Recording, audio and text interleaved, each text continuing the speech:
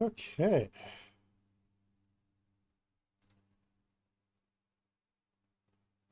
Okay.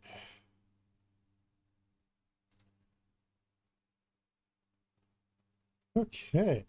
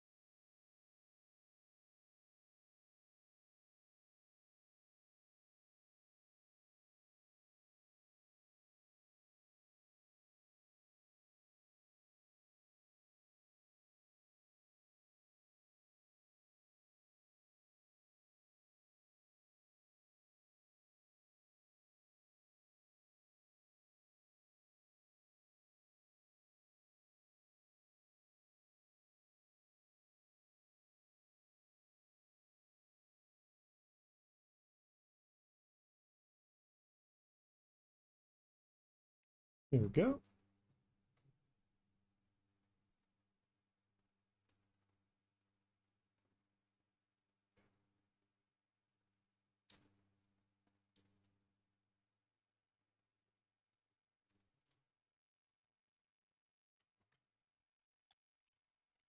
Sure, game is working.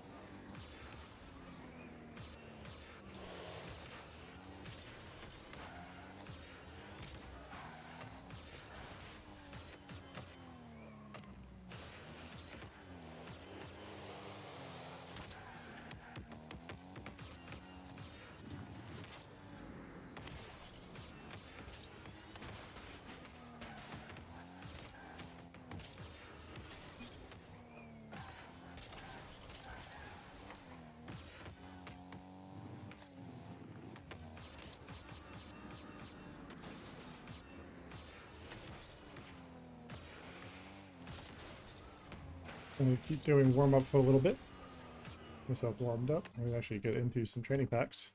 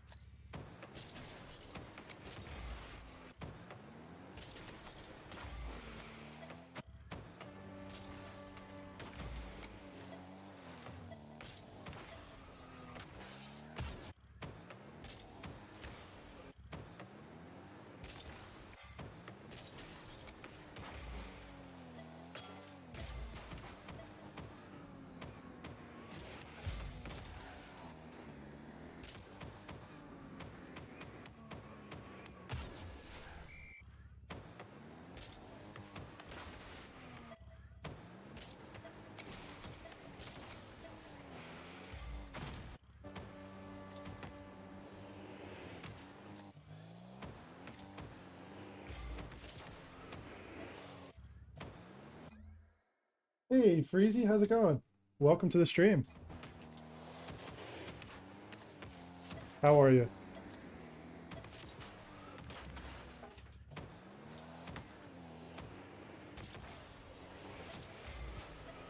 Hopefully you're having a good day or evening wherever you are.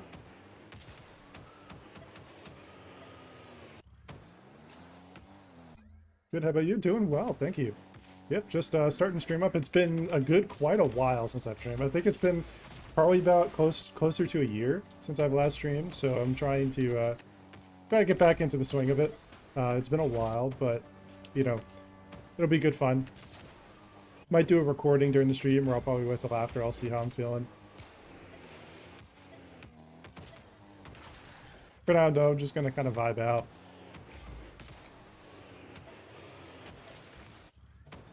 Yeah, welcome aboard. Yeah, I'm just gonna do some practice for a bit, so I feel good, and then I'm gonna hop into some comp 2s, comp 1s. Basically, I'm C2 right now. In 2s, I am just about C2. Yeah, I'm 1162, so should be pretty close.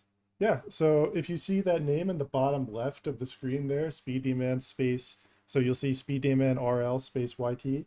That send out a friend request on Epic, and then let me know what your Rocket League name is. We can play some games in a little bit.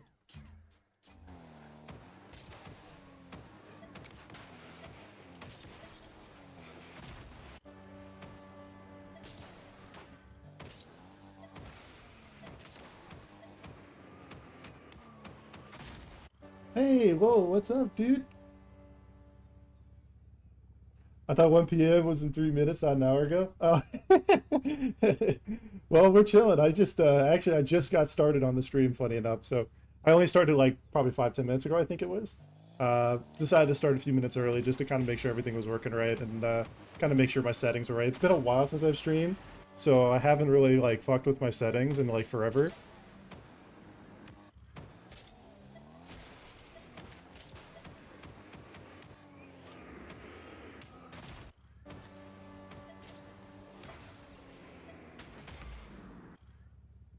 Ah, nice, nice. Yeah, it was good to see you, man.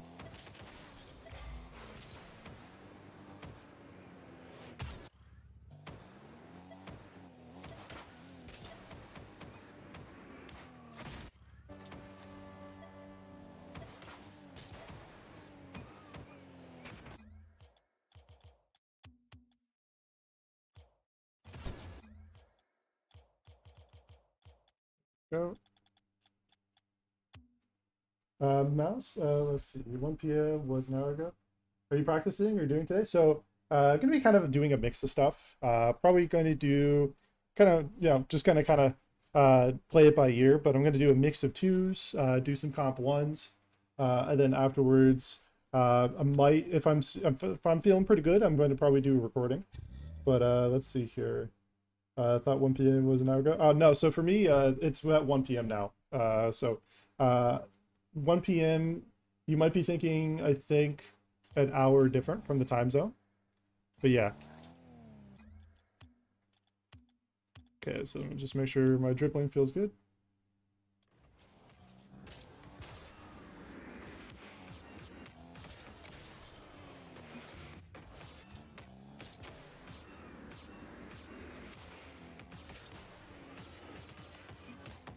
All right. Freezy, let me know when you're ready and we can get started.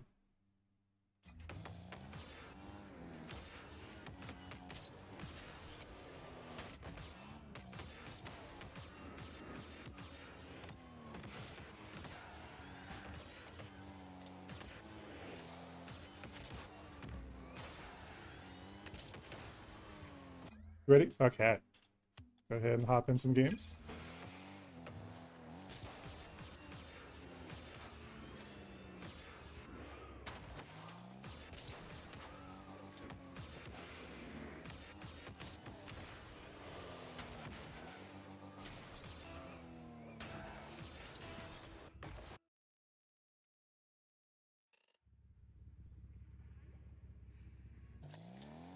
Okay.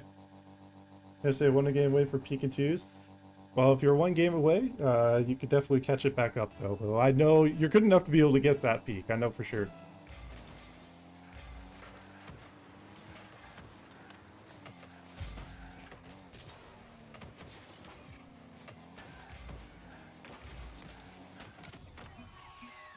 No problem. I would have probably either cleared it out or in that position probably kind of gone for the outward touch. Trying to bring it back directly to the corner there is what makes it awkward.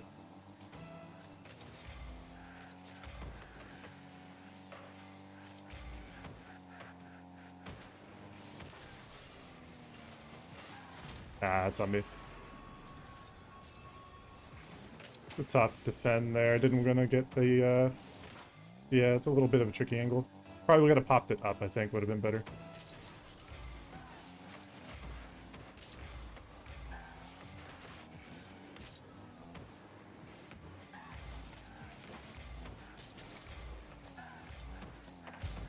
We'll take back post.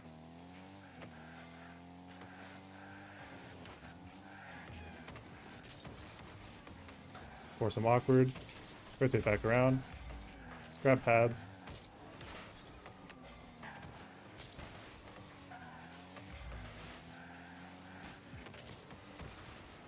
Try to bump them off. Make that awkward.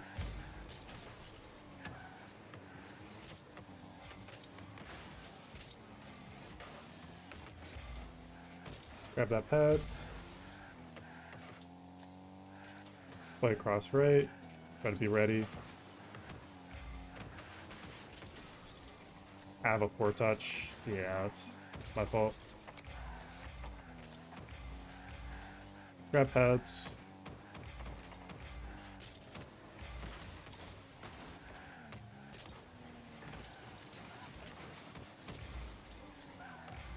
Play pads here.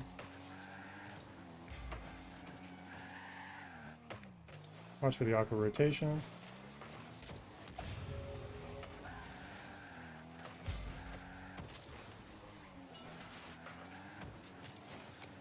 Try to force them wide. By zoning them, it makes it to where he kind of doesn't really have the angle that's comfortable.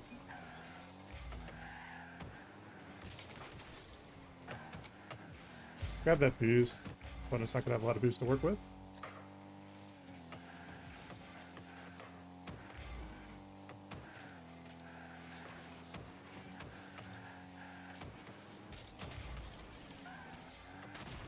Nice. Had to be patient there. It's kind of an awkward angle, and I can't really play the high risk play by committing there.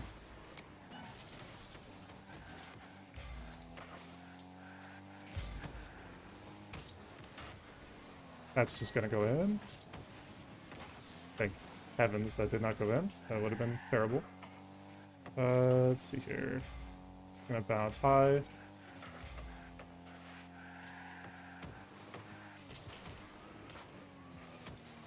Let's not waste too much boost. Gotta bump him off. That's gonna get speed.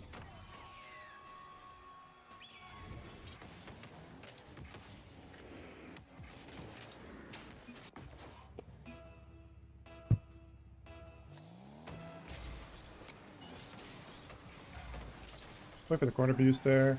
Grab that. That way opponent doesn't really get a lot of options.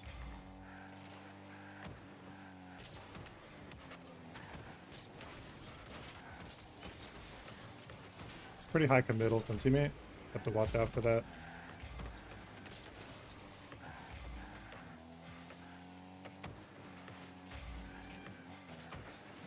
Yeah, it's a sketchy angle to be working with.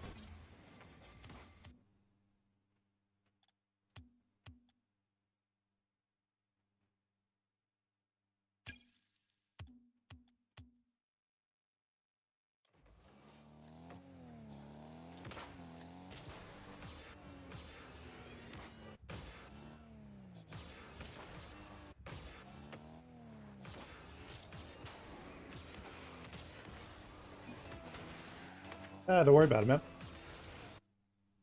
All good.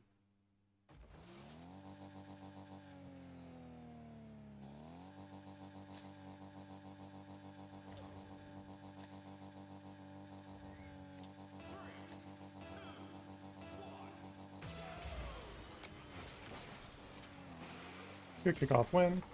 Grab the mid boost here. Can't commit. Bring it back safely to the corner. That boost will be back.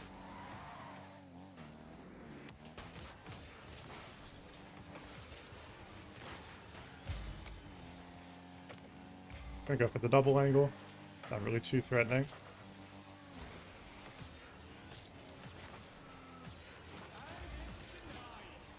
Wait for that corner boost. Rotate back.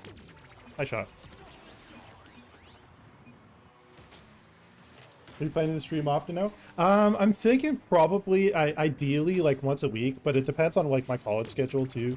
It's probably not going to be super consistent. At least like maybe once a week, but I don't know what day yet, so it might be kind of sporadic and a bit random.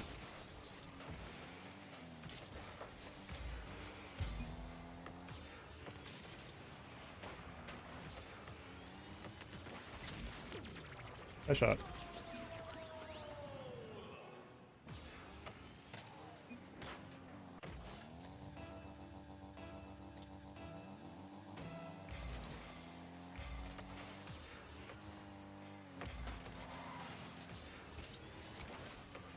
Try to get the beat. Rotate back post here.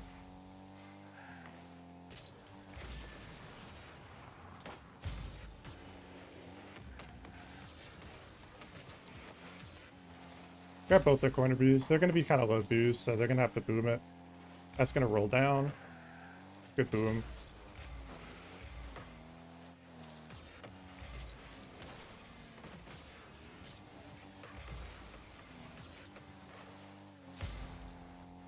Stay grounded here. Let's pop up her teammate. Grab boost.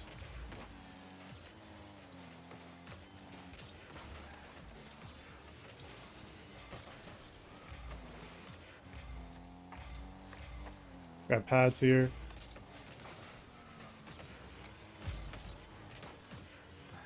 Just put pressure here on the goal line.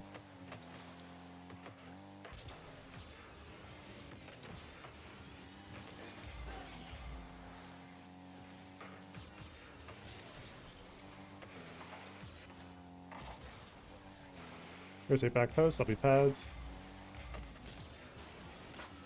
Unfortunate miss, I need to rotate.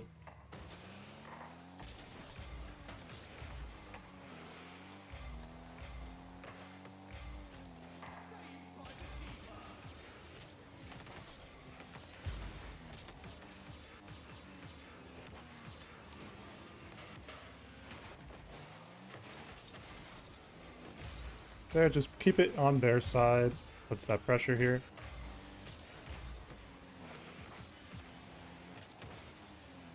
Nice. Good play here. Grab pads. Can't really safely commit there. Pass the teammate.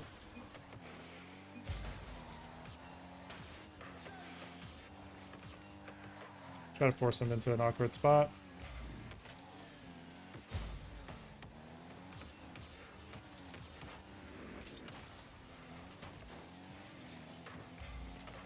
So the control play. It's going to bounce into position. I can't really follow that safely. But it kind of forces that play a bit awkward.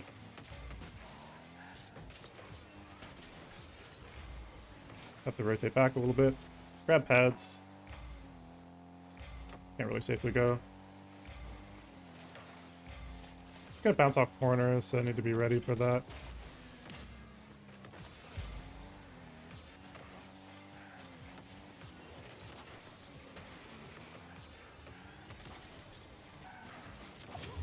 I should not have touched that there, actually. Would have been a lot worse. Get the clear. Grab pad. Just try to focus on continuing pad lane. You see how one of the most important things, it's like, in ones and twos, you learn to kind of be aware of your pad usage. And just by being there, I don't have to actually go for the shot, but it's just by putting pressure on the play. By putting pressure on the play and just being present. GG. Being present in the play forces people to make more mistakes, especially if you're going to be close to them. You don't have to actually necessarily actively go to them. You don't have to shoot per se, but just by being present in the play, that's what puts pressure on the play. And that's kind of like what you want to be doing.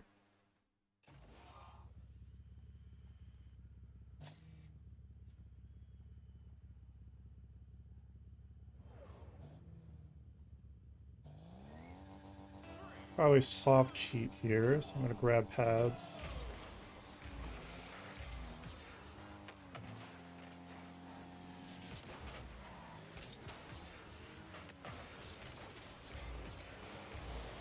Oh, my bad. Yeah, it's my fault. I cut rotation there. Played that poorly. Hey, Tatch, how's it going, man? Good to see you. Welcome back, dude.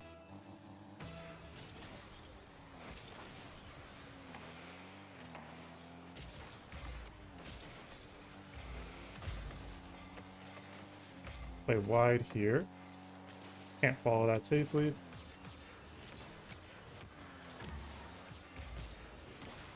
Gotta play 50.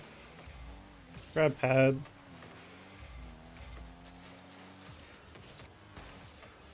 That's unfortunate.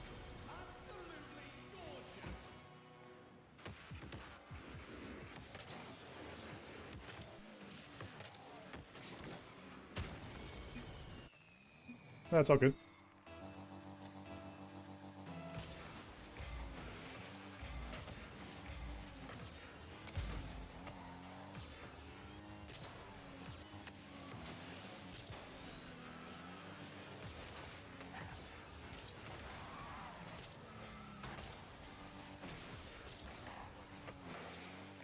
Grab this pad line here.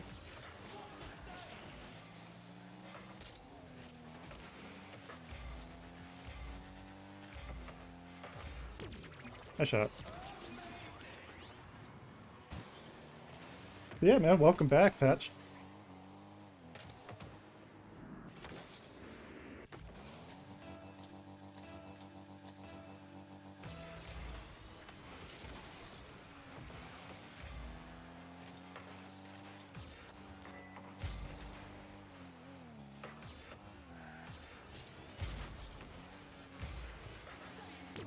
Nice, good follow through. I'm doing quite well, man. Definitely, it's nice to be streaming again. It's been a while, but yeah, it's good to have you back, man. How about you? How are you? Oh, we're already up to 5 people. Nice.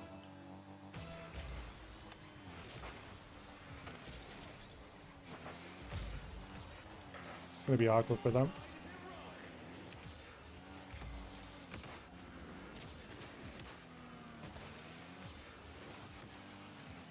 Except by faking, it just makes them super awkward. That fake is like super powerful. Try to put shot pressure, even if it's off. Grab pad.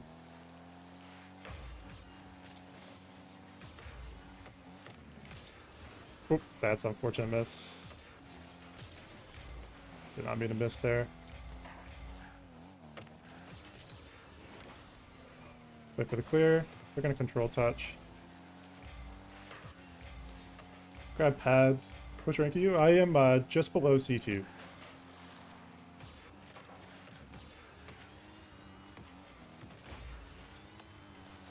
Nice. Grab that. It's gonna bounce. Let's try to control touch.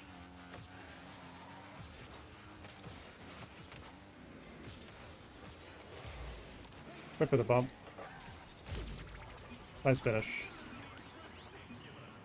Yeah, so I am right now C1 dip 4.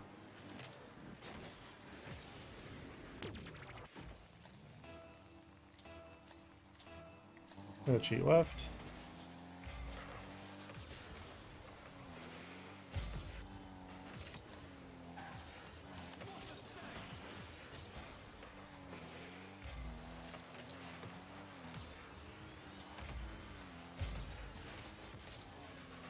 Oh, we all misplayed back. Oops.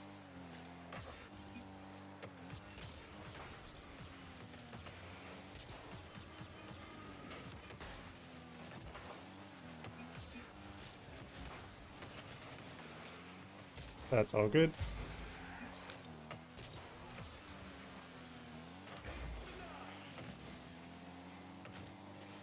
Let's play left here.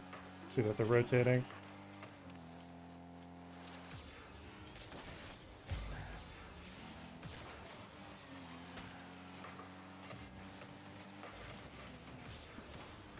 It's a little awkward there.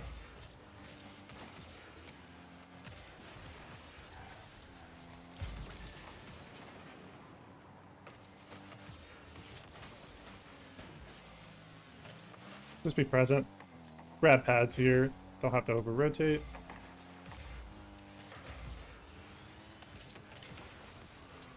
Yeah, it sucks. Share the live stream to a friend. Maybe he'll come see it. Yeah, no problem, man. I appreciate that.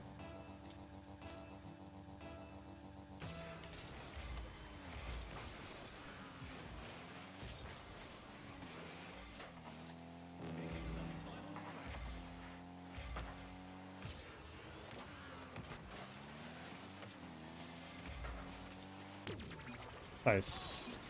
Play off their awkwardness. Make it awkward for them. By getting that touch here, it just keeps the ball in a place where it's like harder for them to reach. He misses, and then you just have to shoot right away, so it's a pretty good shot. There, I'm gonna cheat up.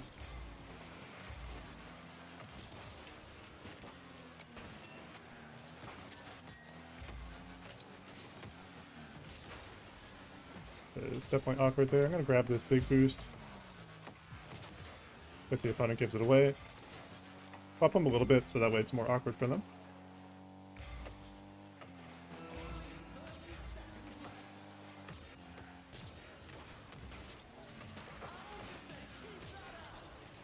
Can't really safely follow that, so I'm going to grab these pads.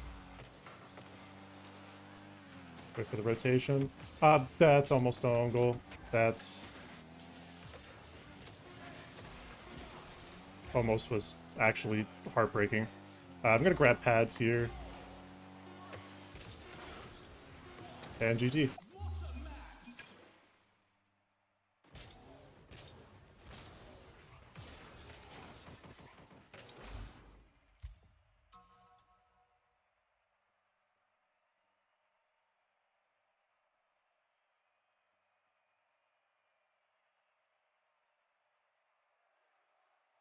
Yeah, glad you all joined the stream so abruptly, though. I know I haven't streamed in a pretty long time. I think it's been better part of a year, so it's good to see you guys hopping on in. I appreciate the support.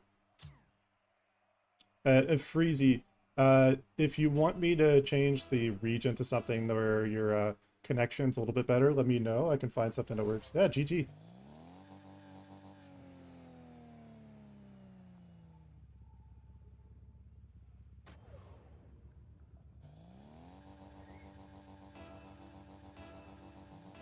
Here we're gonna soft cheat right. I was gonna go for that boost, so it's gonna be kind of awkward. Here, just play it slow. Grab pads. Good beat.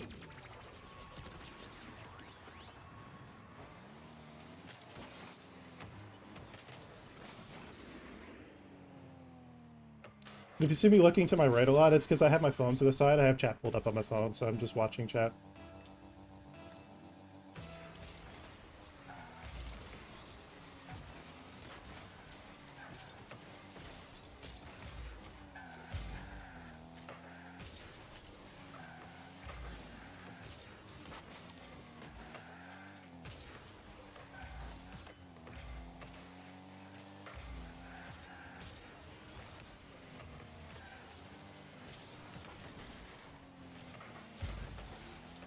Nice, good shot attempt there. Just gonna play it back, try to play safe, just buy teammate time.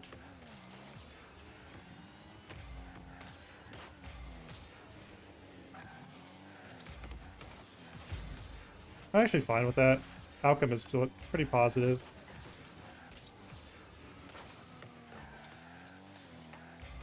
Here, let's rotate back. Grab the pads.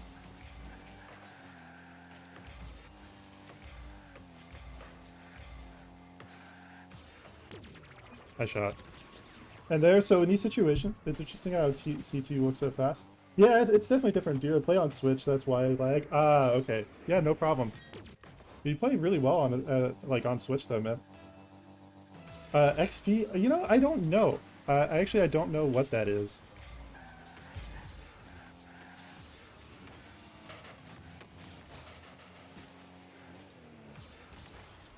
Oop, played that poorly.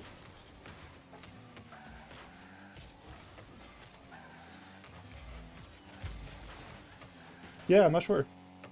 That's a new thing for me.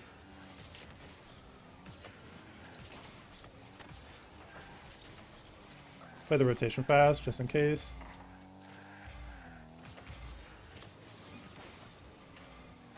No problem. Let's look for the pop.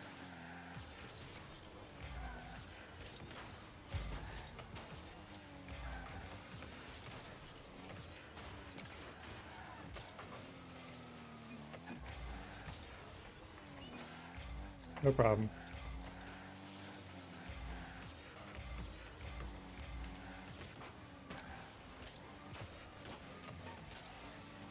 That shot pressure there. Grab pads. Rotate back. Can't really safely go for that.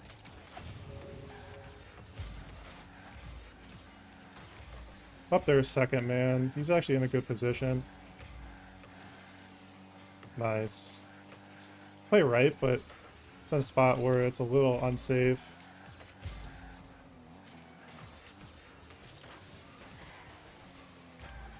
It's not going to really hit that.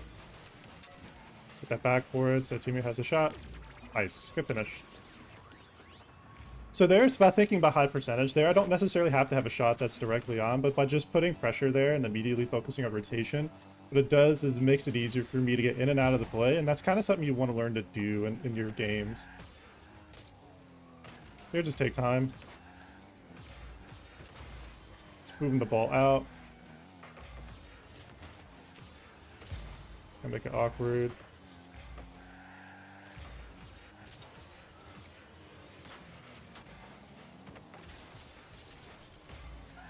Try to focus on getting pads.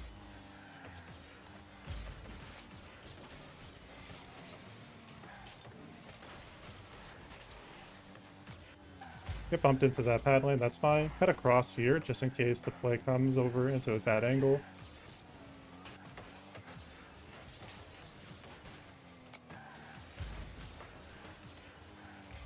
Play tight here. They end up faking, that's fine. It actually buys us time, buys my teammate time to rotate. Cover the shot.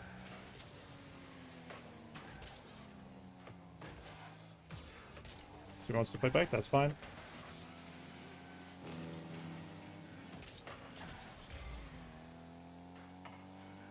That's a messaging, every message you sent. Ah, okay.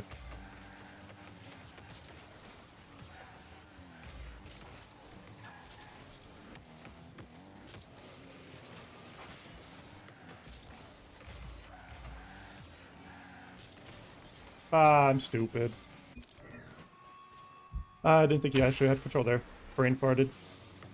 It's an XP message thing. Every message you send, it also works per hour. The more message you send, more XP you earn. It's for the competitive spirit and chat engagement. Ah, okay. Nice.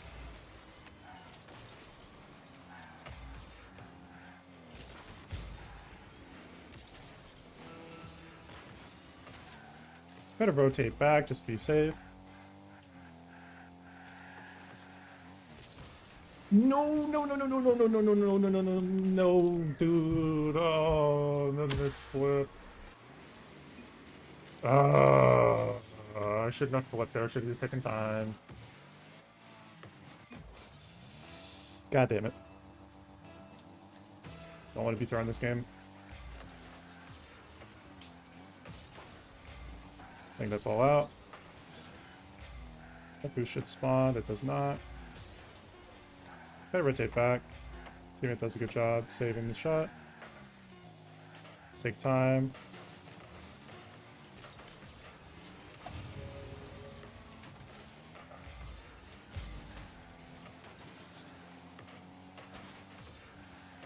Nice.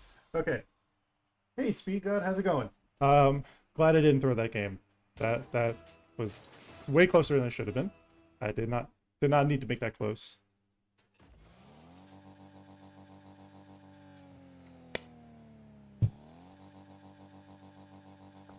But welcome. Good to see you, man. We have a lot of speeds in here. This is kind of a funny thing.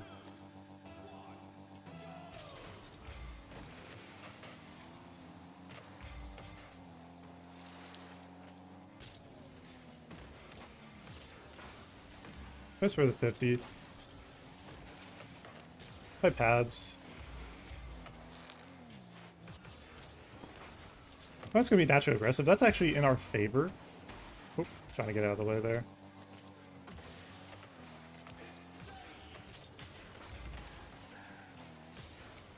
Right through this pad line here.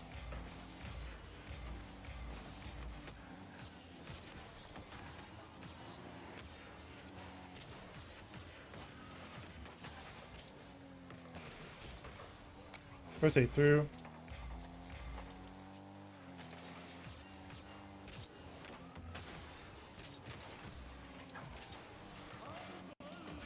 Nice. Grab pads. 20 boost is plenty of boost. That's all I really need.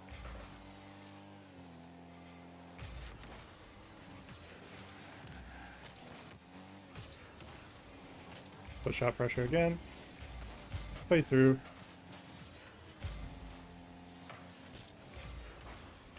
It's awkward. Honestly, probably could have waited till the last second for that. This rank is free? Yeah, absolutely. No, it's honestly not super difficult. As long as I'm playing safe. Nice. Grab big boost. Big turn here. Don't overcommit.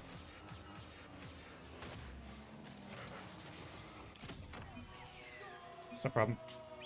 Kind of getting forced into some awkward spots though with the boom, so just have to try to rotate myself a little bit better. Need to take more time. Not giving myself time.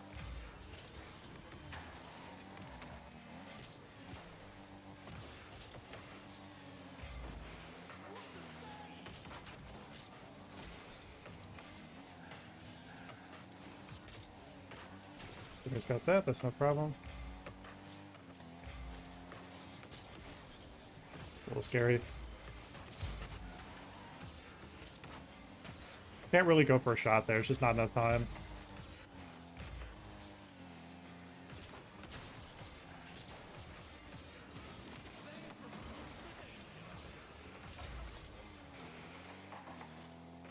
Rotate for pads. Take these pads.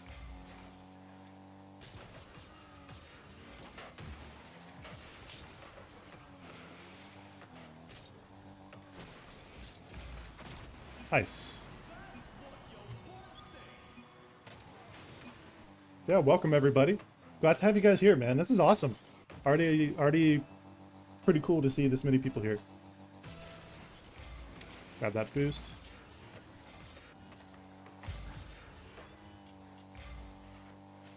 Waiting for the boom touch here. No teammate wanted it.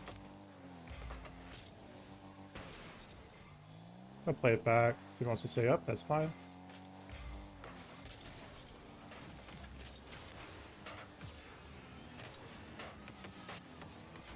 And it's really awkward. Yeah, all good. That's plenty of game left.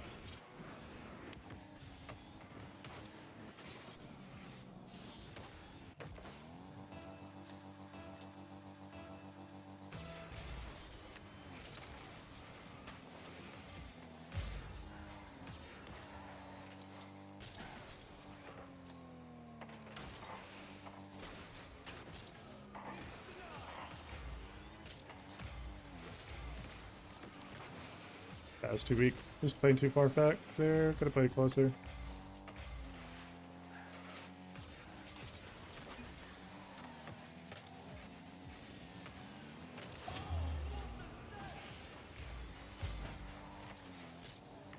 Play a little conservative here.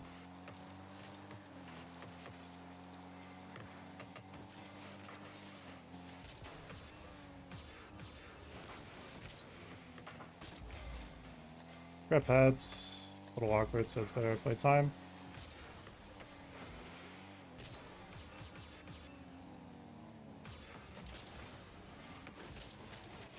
I'm trying to do everything I can to buy you time. Oh, good. We'll go next.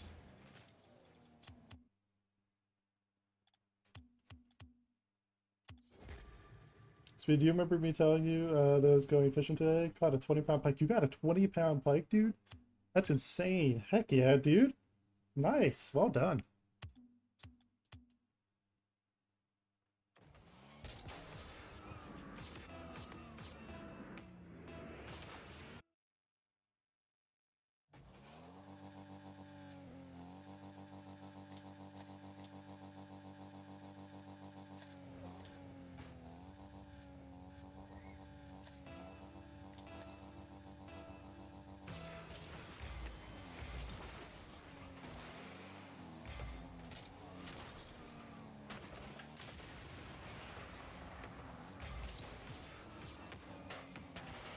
Unfortunate miss. Actually had a lot of time. I can't commit there safely. Oh, that's in. Nice shot.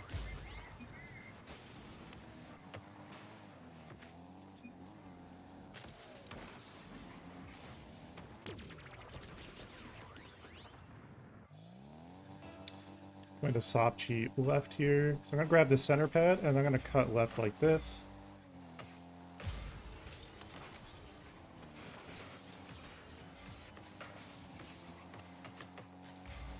Grab pad.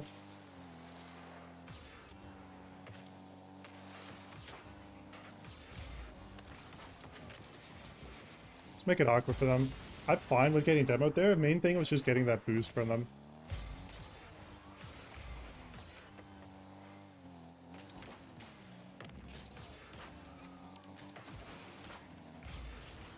Bring that back.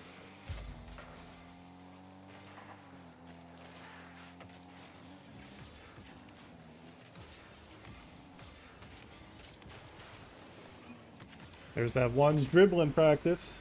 Took 20 minutes to get out of the water. Dude, I wouldn't doubt it, man. Some of the really big fish are really hard to, like, actually catch. That's, well done, man.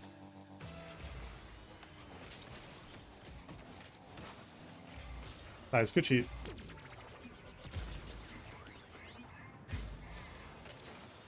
Yeah, 20 minutes, that's insane.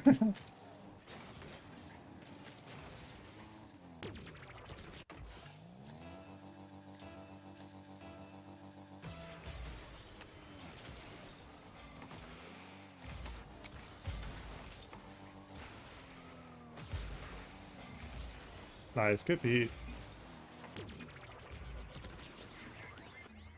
And that's very unfortunate for a rage quit.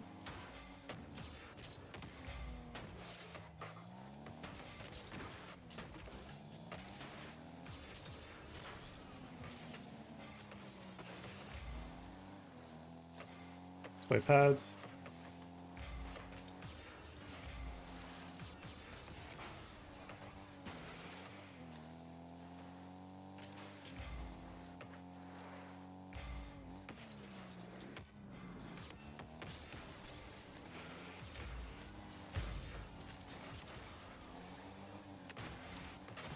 Oops. That should be the game.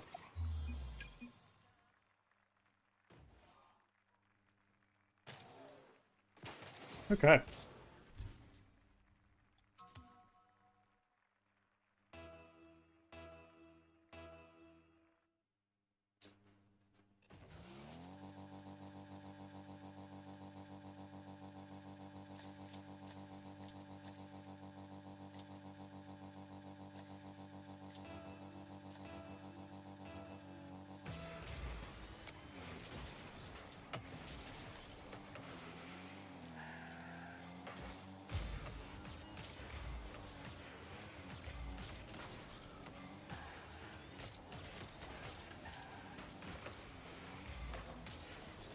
We have this pad lane here.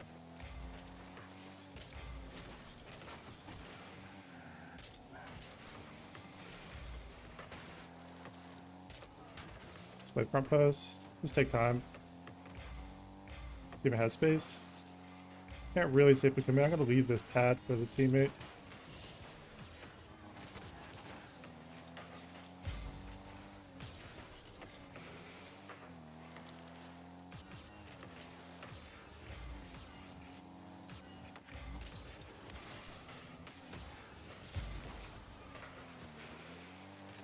They double committed, so you should have plenty of time.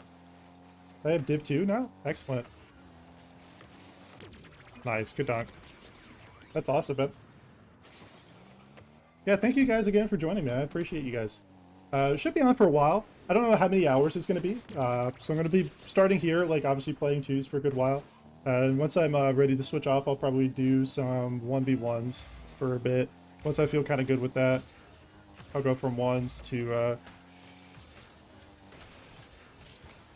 probably do some recordings. Gonna bump him off. Play back post rotation. See, teammate wants it.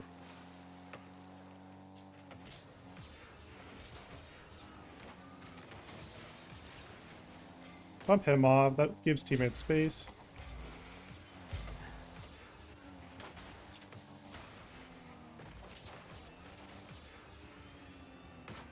I didn't know he was going up to.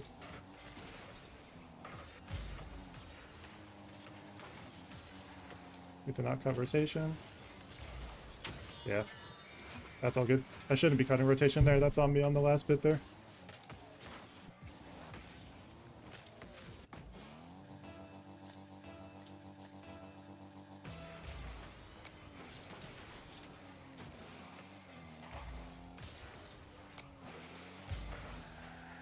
Nice, good boom.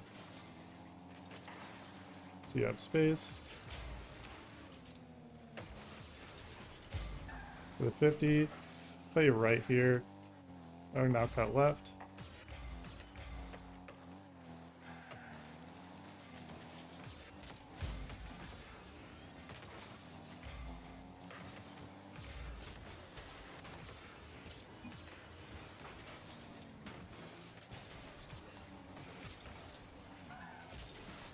Gonna play back for a big boost there.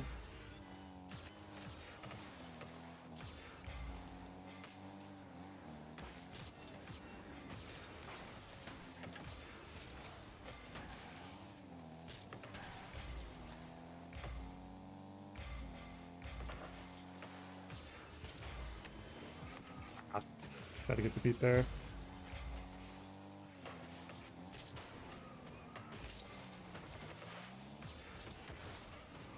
Nice. It's good 50.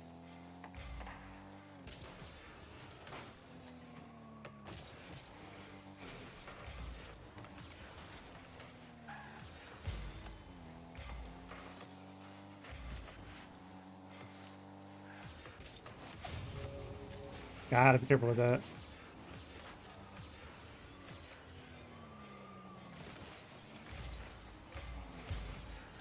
I'm gonna rotate out.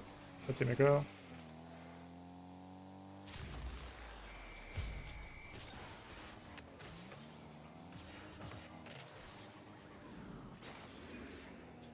That's all good then.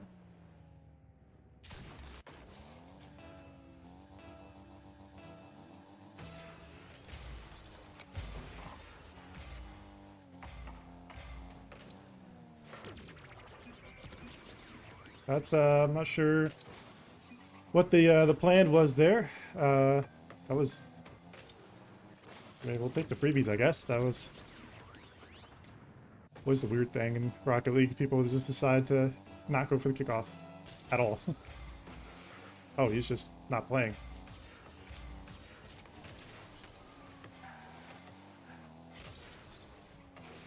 Maybe they're tilting at each other, I guess. And that's just gonna go. Damn. Shouldn't have even gone there.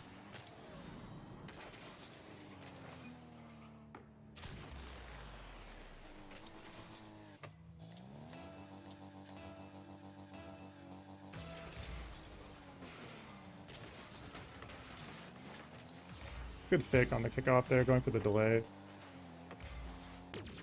Nice. That's why I wanted to go for that. Kind of puts us in a good spot. Nice, good flip. Should get a cheat left here.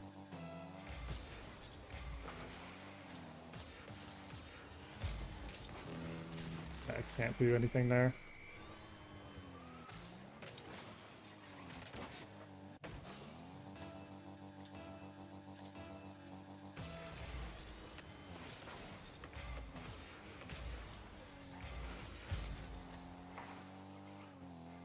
Let's play it back.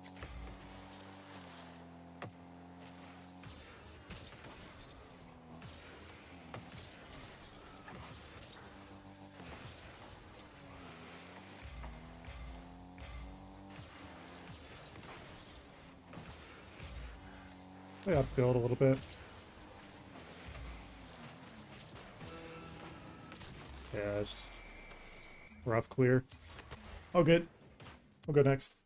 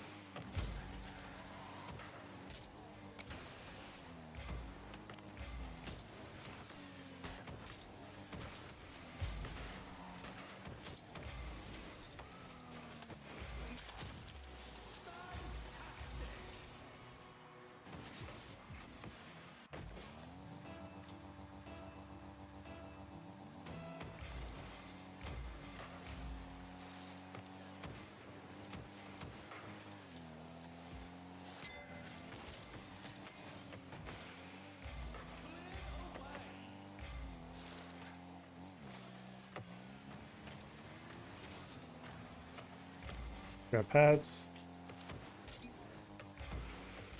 I know you do, buddy. Oh, good. You don't have to call it out every time.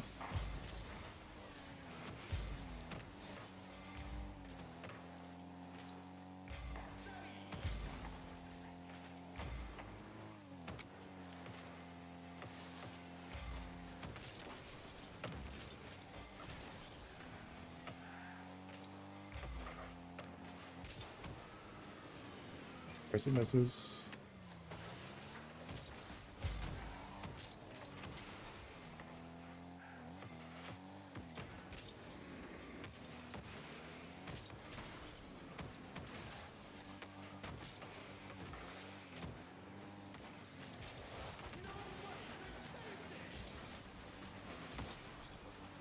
Play off big boost here. Ah, just gave up. Damn.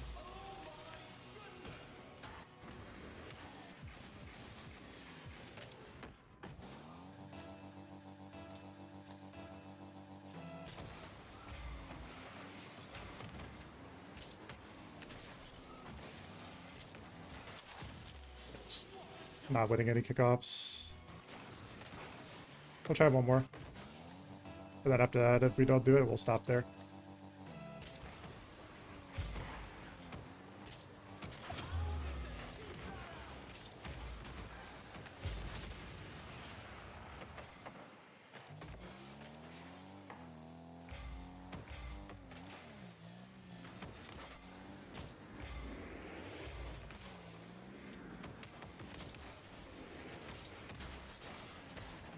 Free as it gets. There you go.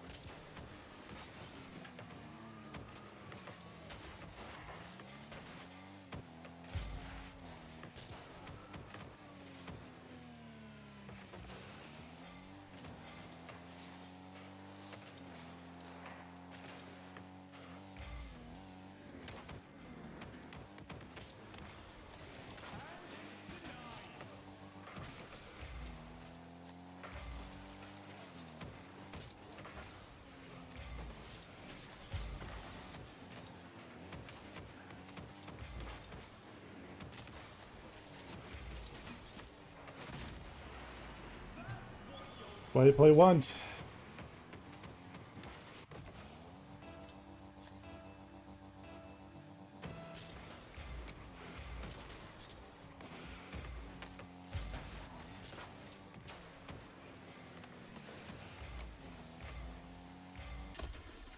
Damn.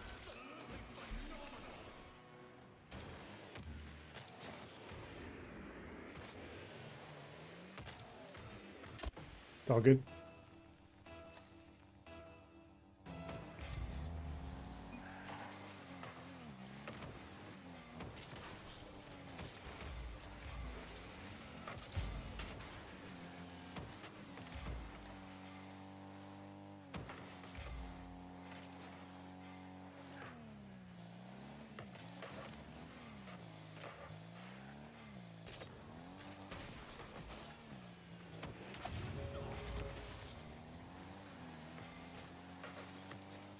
Gotta go? No problem, man.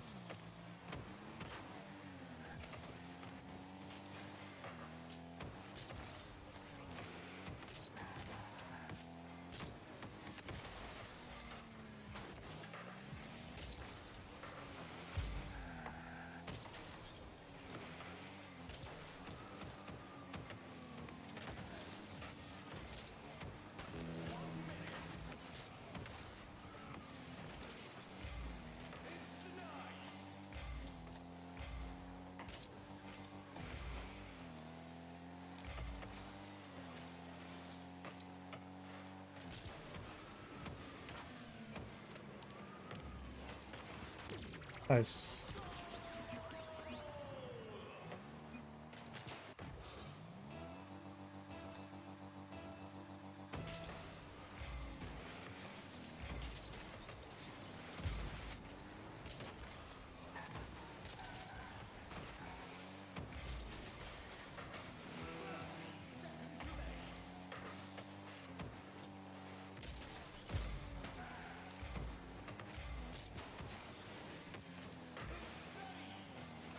It's gonna cut.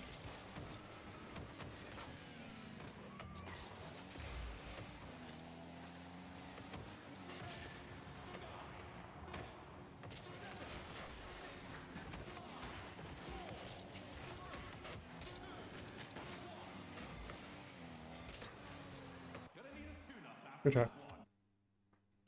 GG's Freezy. Okay. Top in some ones.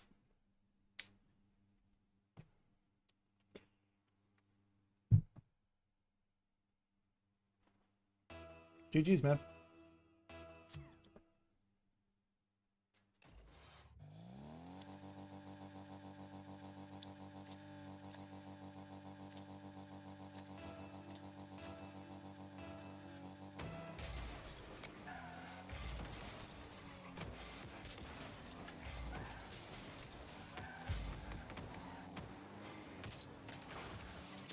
Of course, that's what he wants. Shitty touch.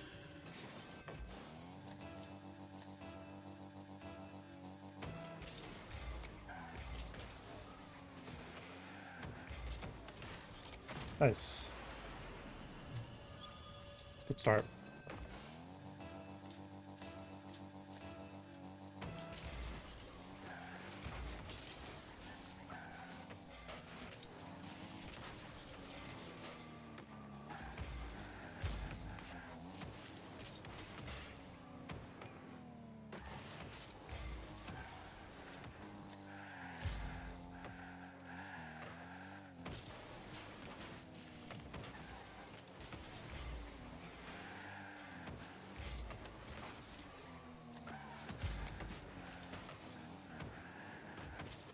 Yeah, dude.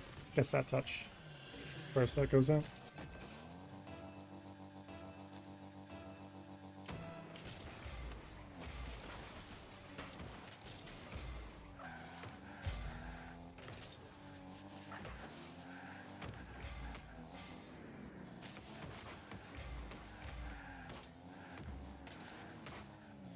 Supposed to be over aggressive. Don't really give a shit.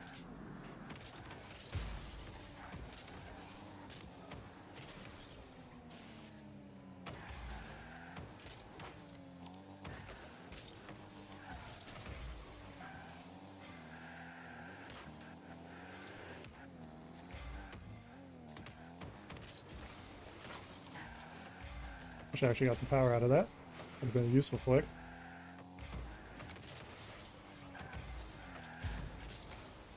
Wait for this pad lane.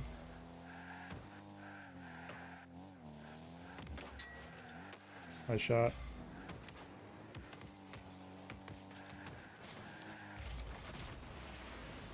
Gotta tell, he just wasn't gonna score that.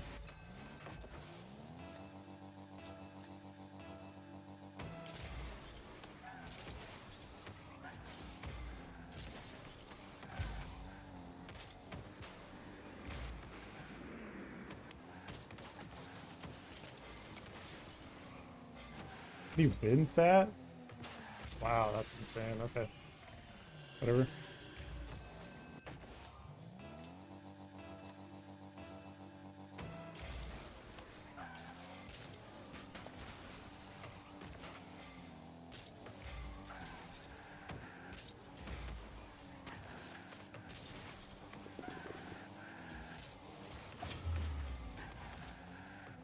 Shit, two's got me a little flabbergasted.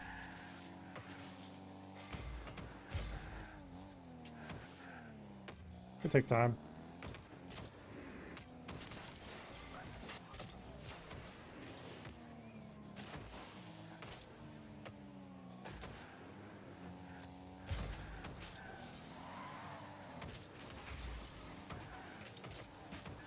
And that bumps me. Nah, take your win, bro. Go fuck yourself. That's bullshit. That is the luckiest fucking position to get a bump. Whatever. Wow. That's some shit, but okay. Go next.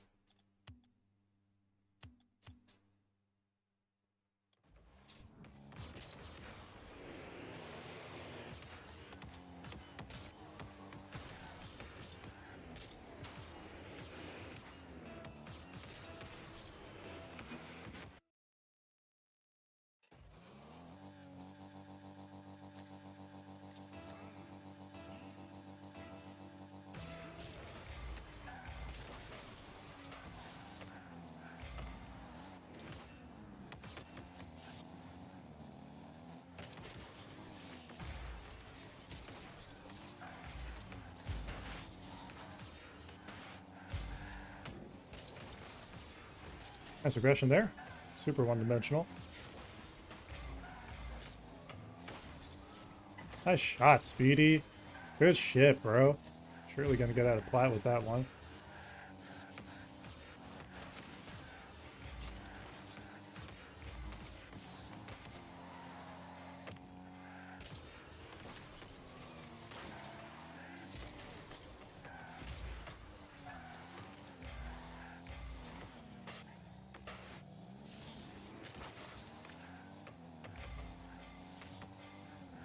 Good aggression. Doesn't do anything.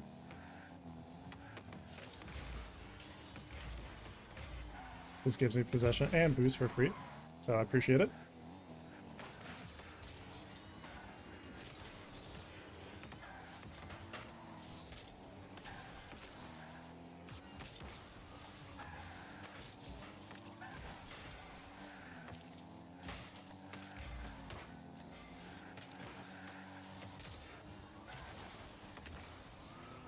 Force over, rotate the other way.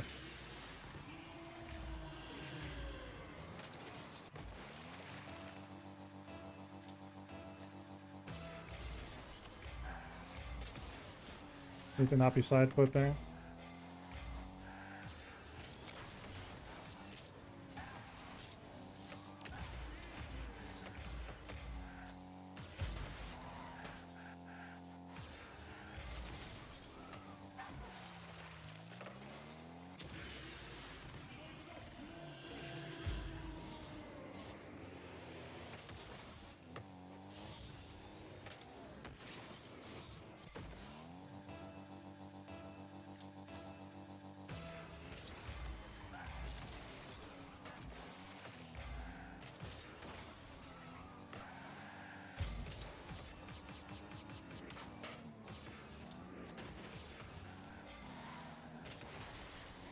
The challenge there, dude. Wow. Yeah. If I'm not winning any games if I'm playing like that.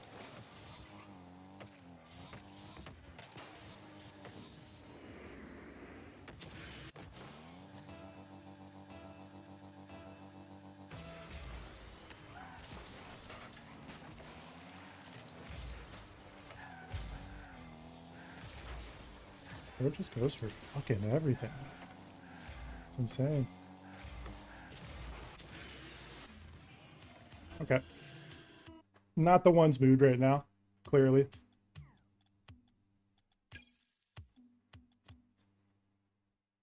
Switch it up. Not gonna ruin my mental sitting in ones.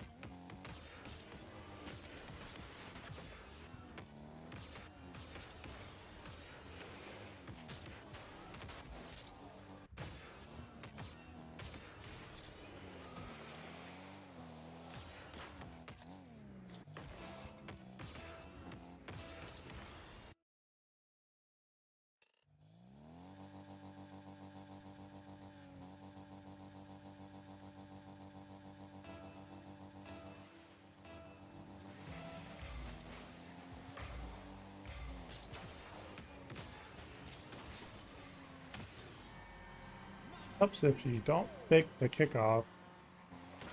Like, what is that supposed to do as a kickoff, dude? Good comps, by the way.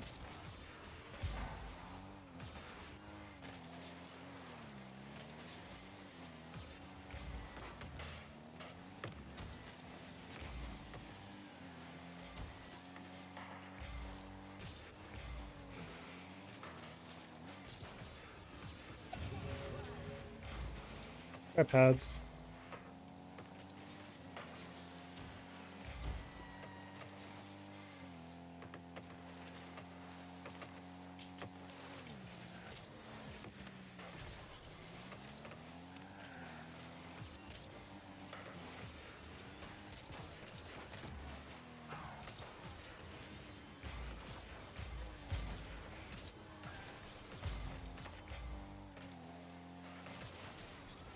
Or not.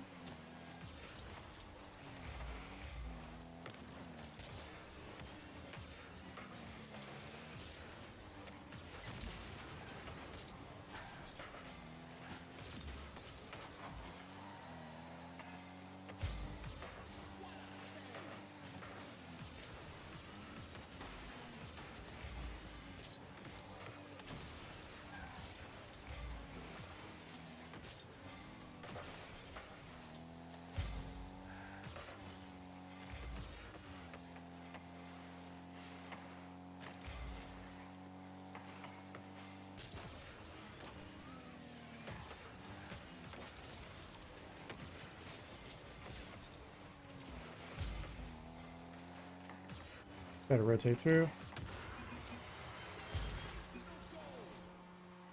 Well played.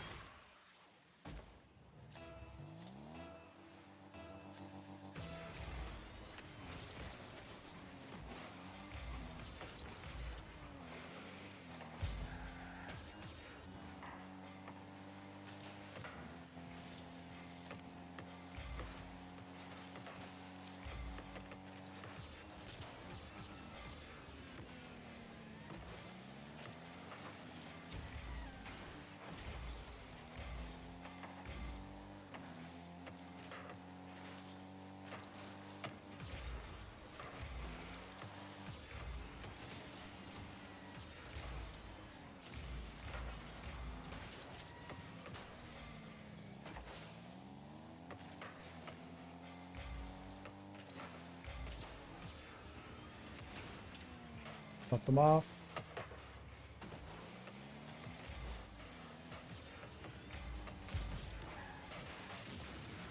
Good bump.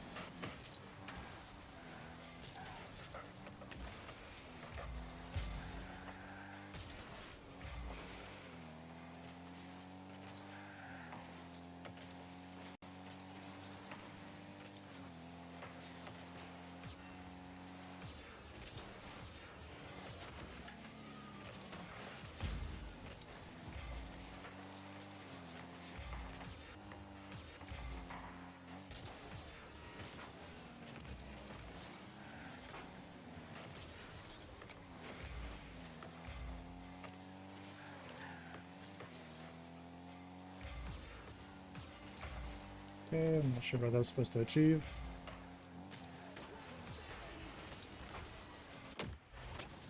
Really wish TV like did something there when he's sitting in midfield.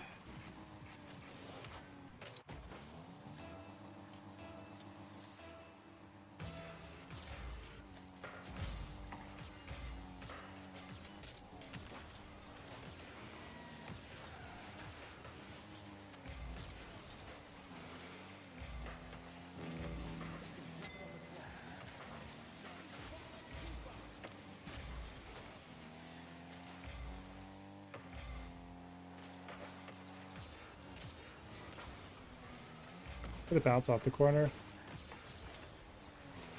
Play pads. Rotate through.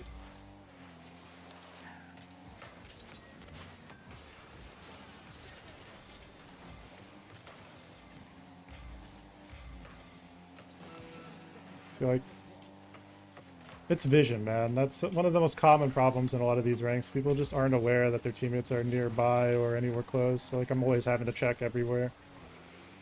That's why I play a safe play style, but leads to a lot of passive play just because I'm having to like, oh, I see both people up, I'm just not going to rotate in. Like, I can't cut there. Like, he's cutting across, doing nothing with it.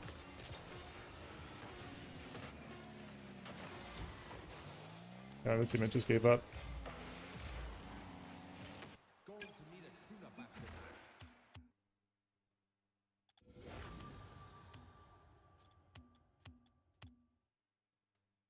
Oh, good though. We'll keep going.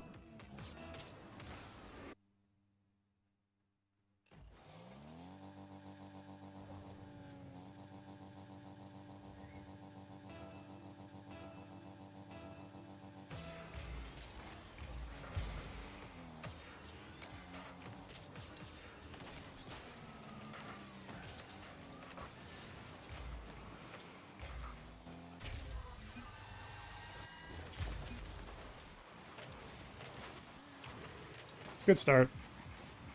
That's why I put that shot pressure on, because what you want to do, in my situation, is like when you come off the wall there, just rip a shot on them, so that way it's uncomfortable for them. They have to save it.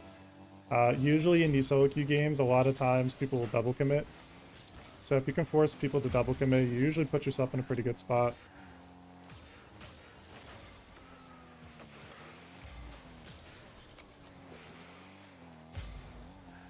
Diablo's gotta go.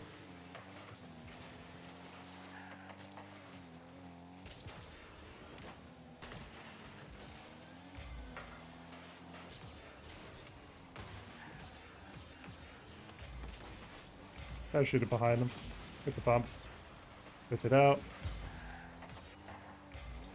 Be in the back line. Can't safely go.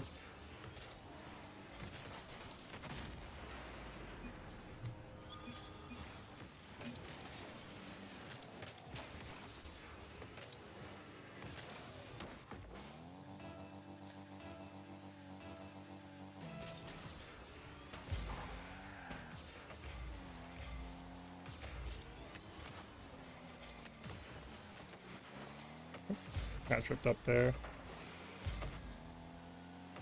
That's just unfortunate 50.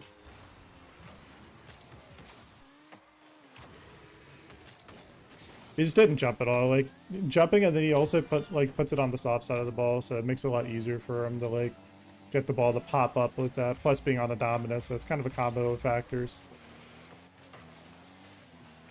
Should be free shot. Teammates wanting to stay on, but I can't really rotate through. Teammate goes up for that. Okay, fair enough. So watch out for the angle. We get a bump.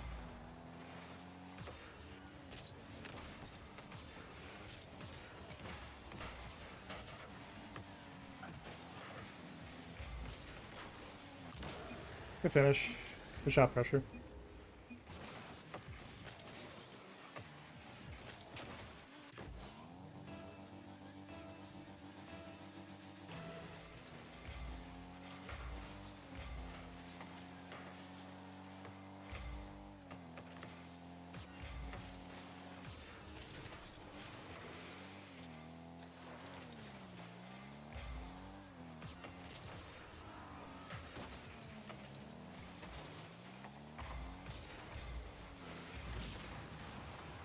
Fortunate bump. Do spawn by the boost, so we're okay. I'm gonna rotate back over this way.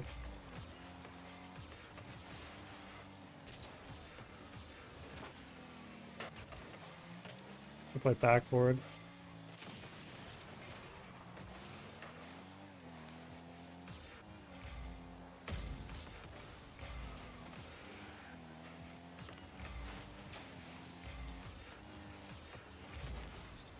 That teammate was going to cut in, but that's fine. Don't mind if he plays past it there.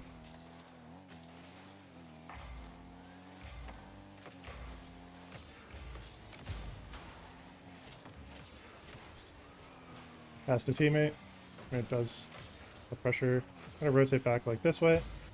This wide so I can have momentum going into the play. Hey, Freezy.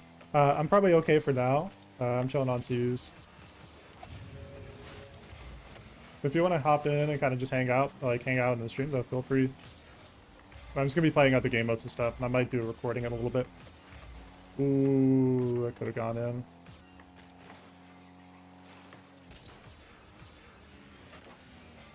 Bro's trying a little too hard for his rank if he's not able to do that consistently, so kudos to him for missing that and giving us a free ball.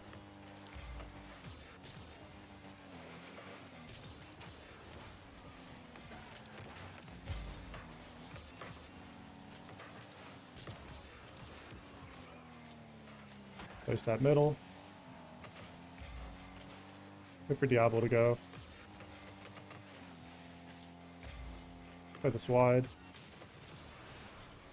Goes across. That's safe for us. That's okay.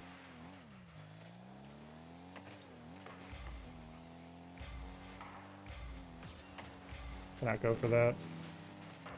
It's good shot pressure though.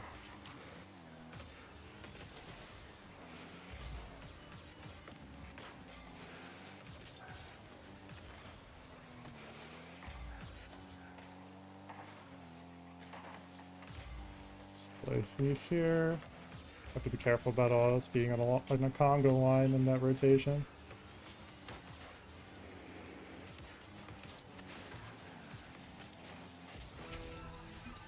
Nice, good control plays.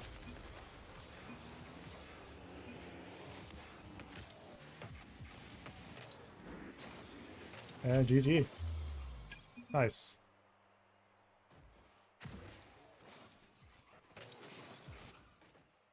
Oh, thanks, Speed. GG's, brother. Heck yeah, man. Are you heading out or are you staying?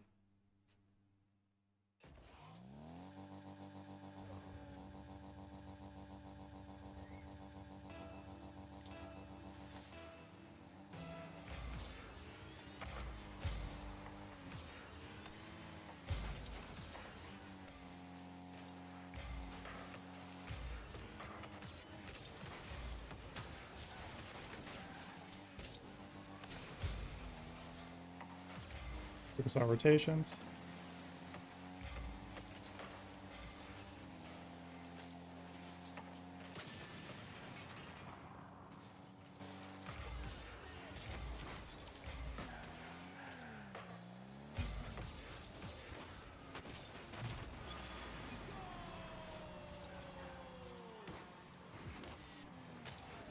Oh, Get ourselves a good goal to start. That's awesome. We will take a lead. We're going to need to build that lead, though.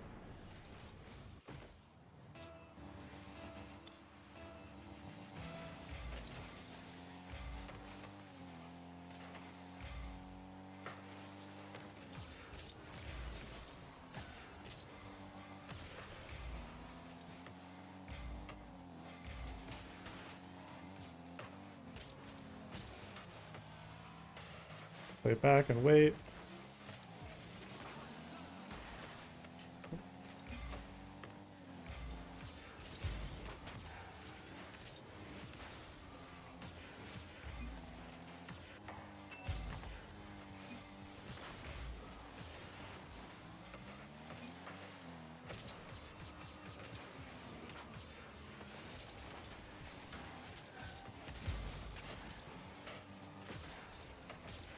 Rotate through.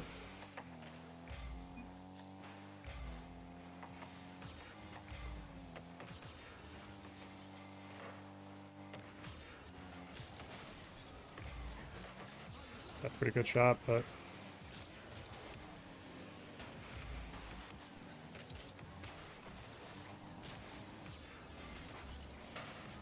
get that out of there.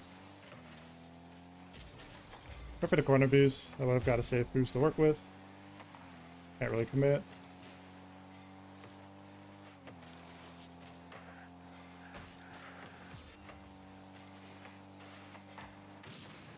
It doesn't know I'm there, so I'm just going to play back. Wait for the low touch there. Here we go. Another shot on the board, so that's good.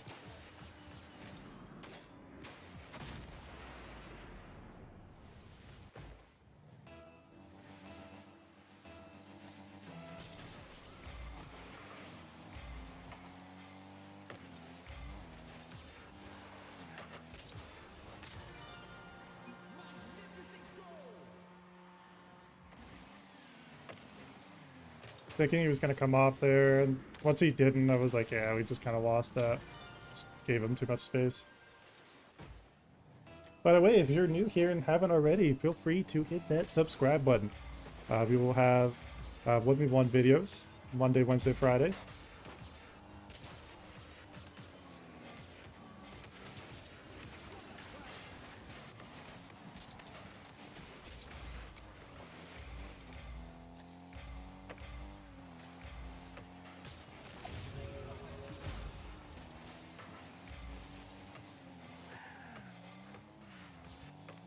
Play back and wait.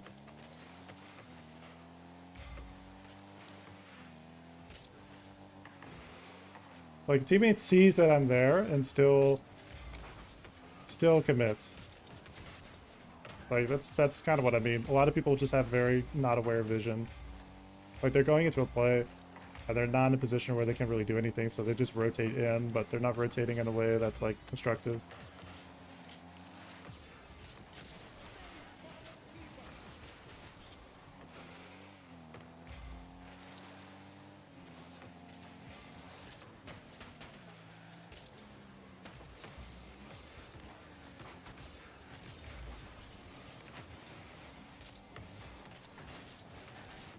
My goal there is just put pressure on. Don't have to do anything other than just get in and play, get out, make my play, make it count.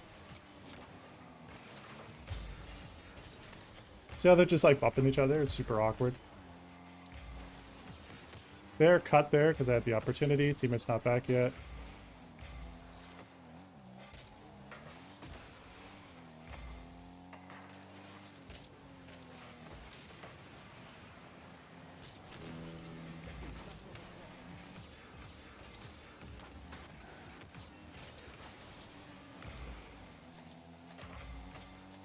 The other teammate wants to go, so that's fine. Can't really safely commit, so I'm just going to rotate back.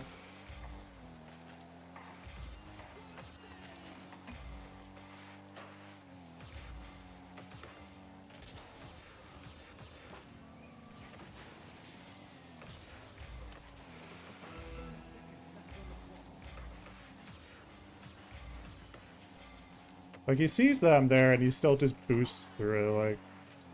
And I can't push here.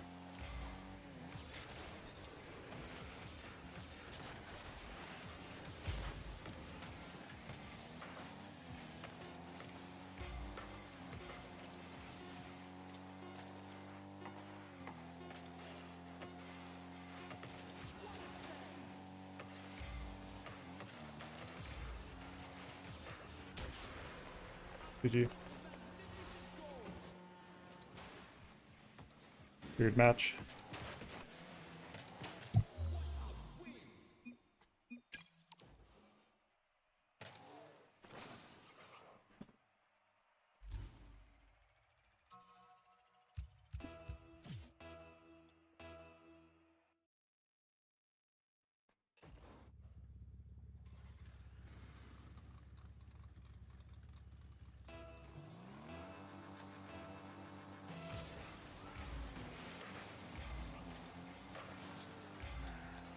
Grab these pads. Like, what is that? What the fuck is that cut, dude? Complete rotation cut, and just gave him possession play.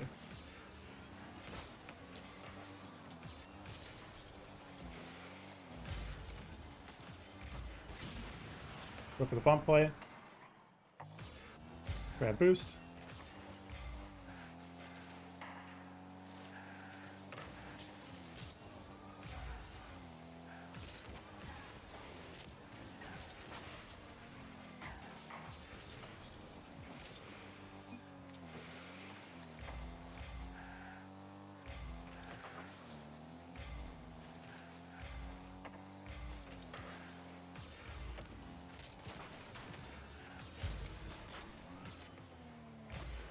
So yeah, just like you make your play and you go in and out. You don't loiter around. You don't want to like put yourself in an awkward spot here.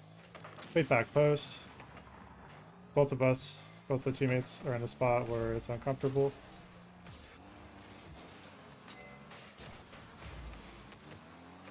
Nice. Try to force high. Doesn't do anything though. Solid team.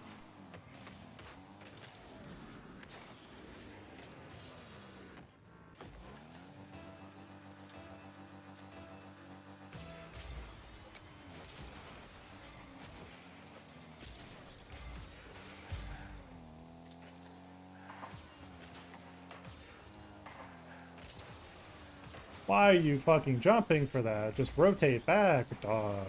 Oh my god.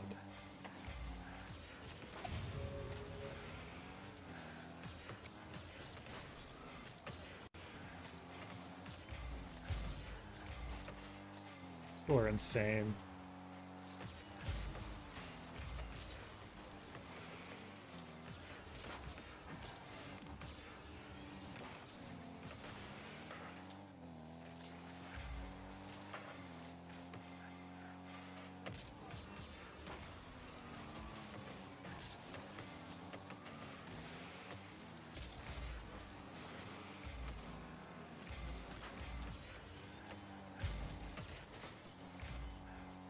Rotate through.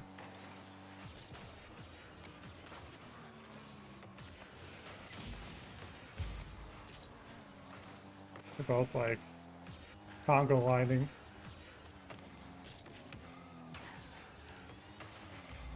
Let's put another shot on. I'm actually going to rotate far back because I just don't feel safe with this team.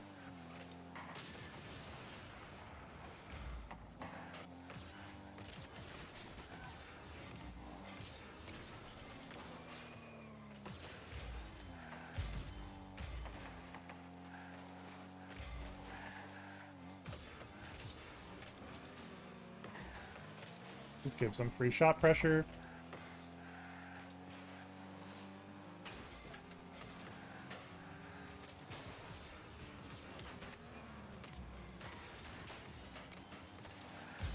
Take their boost, that way they don't really have options. Just keep their options limited.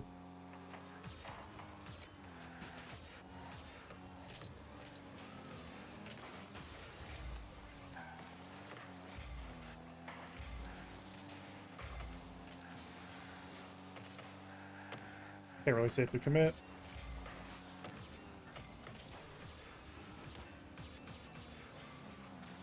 And fake off. Should be free shot. Nice. You see it by like making your play. You make your play and then you get out. You know, you make your play, get a pass set up. Once I realize I don't really have a position that I can do anything, get yourself to a position where you can recover and get out, let your teammate take over. Like it's simple stuff, but it's so ignored in this game.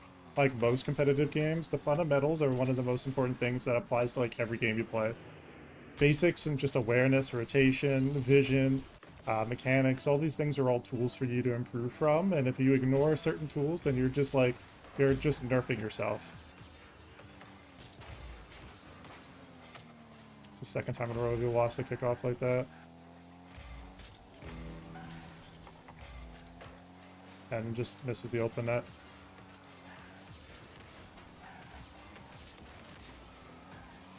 Try to do everything I can, but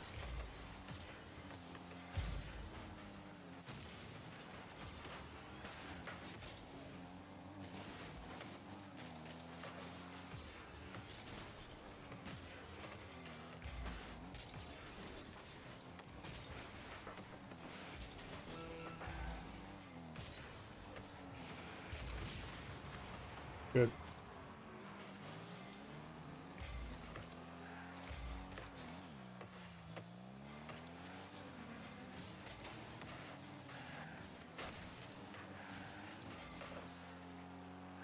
Play passive.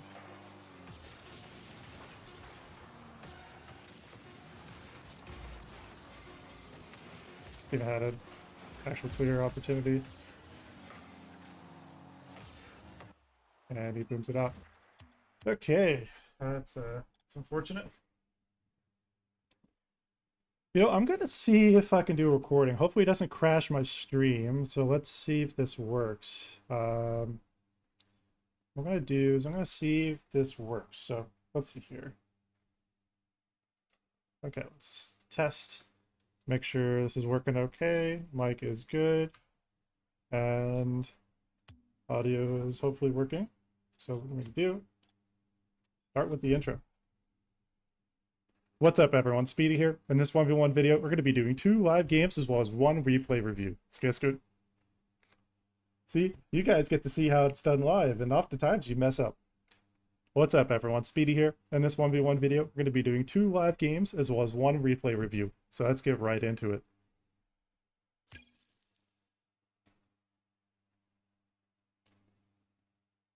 Hi, Freezy. Bloopers. Yeah, you guys get to see the bloopers.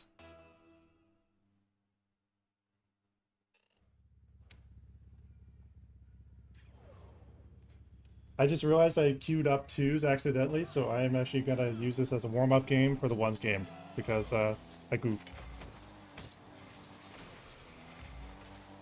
I'm just going to cut through. Try to pop over.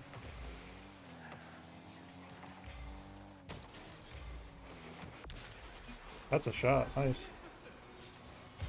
Okay, well, accidental 2s game. We'll take it. That's crazy that goes in, though.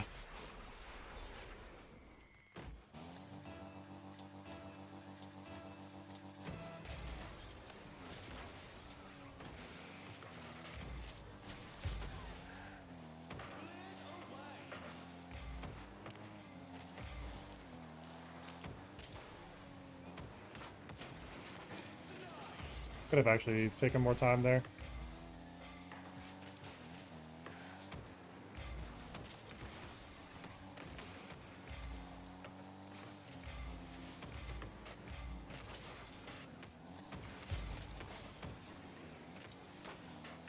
Cut there. Speedful looking good still. Thank you, thank you.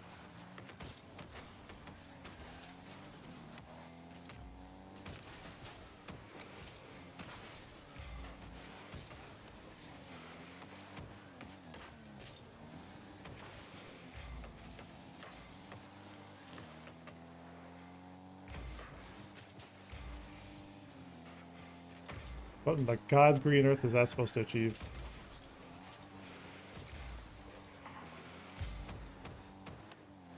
I just gave him possession. Nicely done.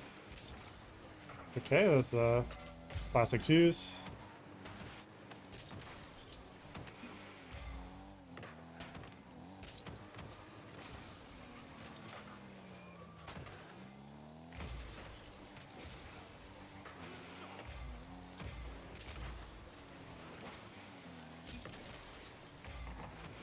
No problem. I know you're there. helps him out and actually like having a situation that works out.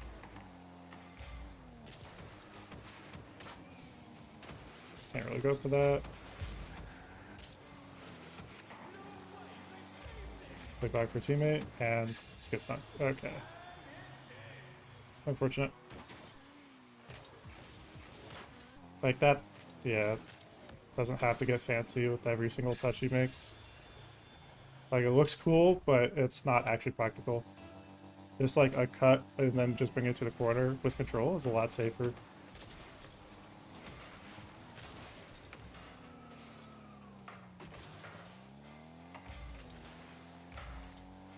Grab pads.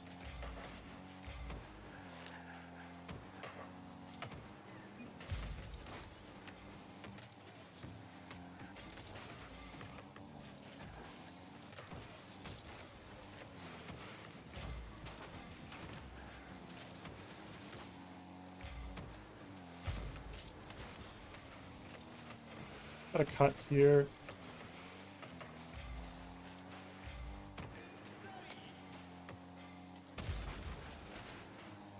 It's going to be pretty awkward for them. Nice. There, it's just like looking what's high percentage, right? What you want to do is put yourself in a position where you can get the touch you need, and then you see how I'm like already rotating across, but outwards. By rotating across outwards, it just makes things a lot safer. So I think this is just we want to be aware of.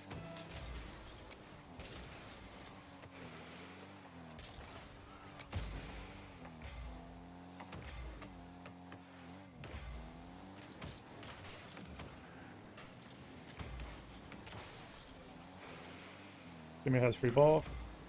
He booms the ball away. Okay.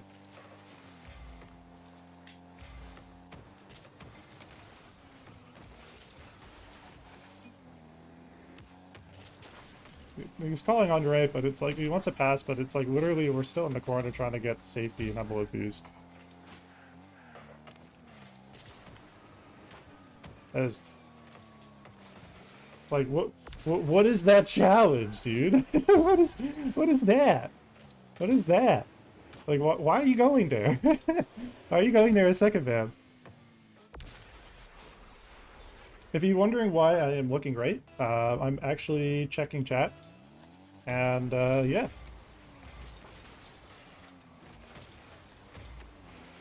I'm in the live stream right now, so this is why I'm doing that during the recording. Can't really safely commit. Fake here.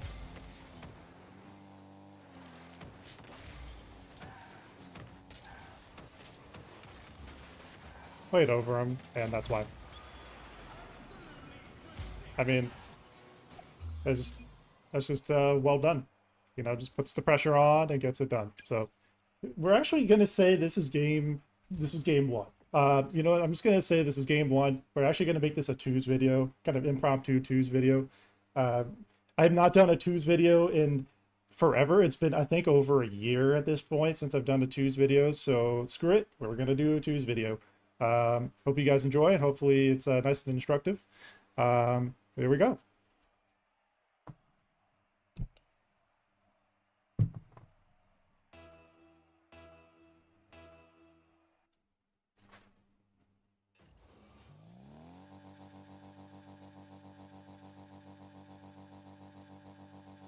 Here we are in game 2 of the video, deciding that during this stream, I wanted to make this into... You get the bumps. Where are you going?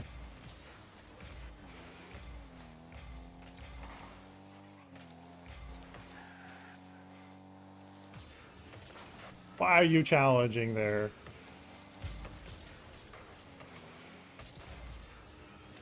Brother. My god, dude. This is insane. Let's clear the ball. And rotate back. This seems like a teammate I'm going to have to play more passive. So what you see is, like, in a situation where you see a teammate that's just kind of, like, has to go with every single play. Like, I can't safely go here.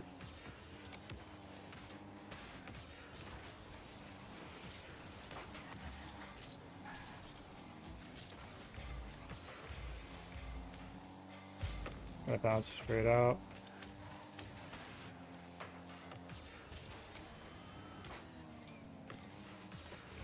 I'm gonna play fast with this boost here. Get the bump.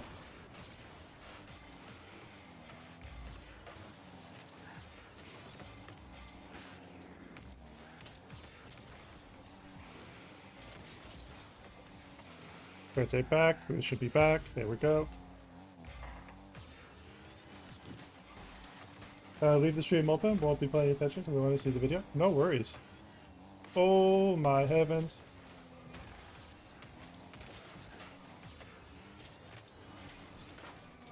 Nice for the 50. Rotate the boost. Can take time. No one's up. Gonna get an awkward touch. Teammate should be ready to go back. Grab this pad lane. So pad, pad. He actually booms it out for us, so that's fine. Teammate's gonna turn back for boost. Can't safely go.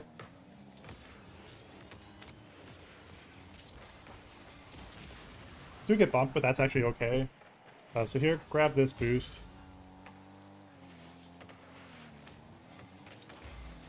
Actually, honestly, could have just gotten a control touch here.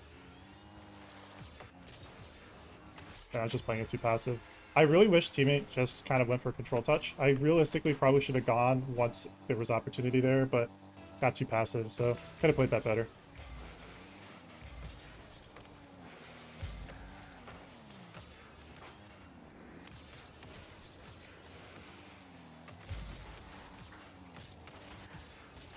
Where are you going, dude? I'm trying to set you up.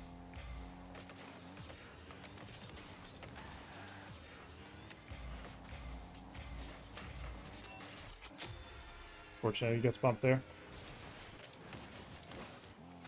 It's a bad clear on my part.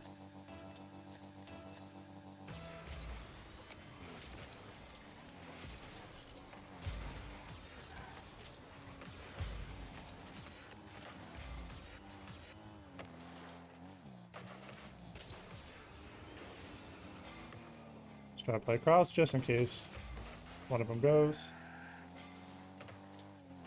He is tweaking.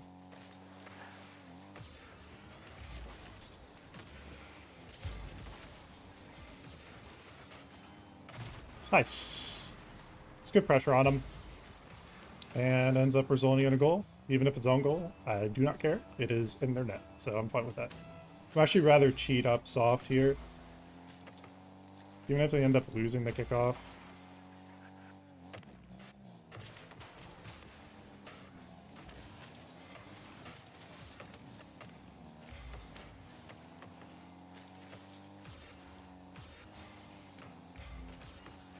Teammate's doing okay with control. And so the opponent, like, what you want to do if you're the opponent in this position, you want to try to, like, what you want to do instead of, like, trying to control touch, especially if you have space and your like, opponent's first man's not challenging or they're not close yet, make sure that you just, you bring it across as quickly and efficiently. Nice. So we do grab a lead. So being down goal, and now we're up 2, or up 1. You want to bring it across quickly. If you try to play it slow like that, it's oftentimes going to make it awkward because you're usually playing the ball above, from above. So it just makes it even harder to get, like, a clean touch.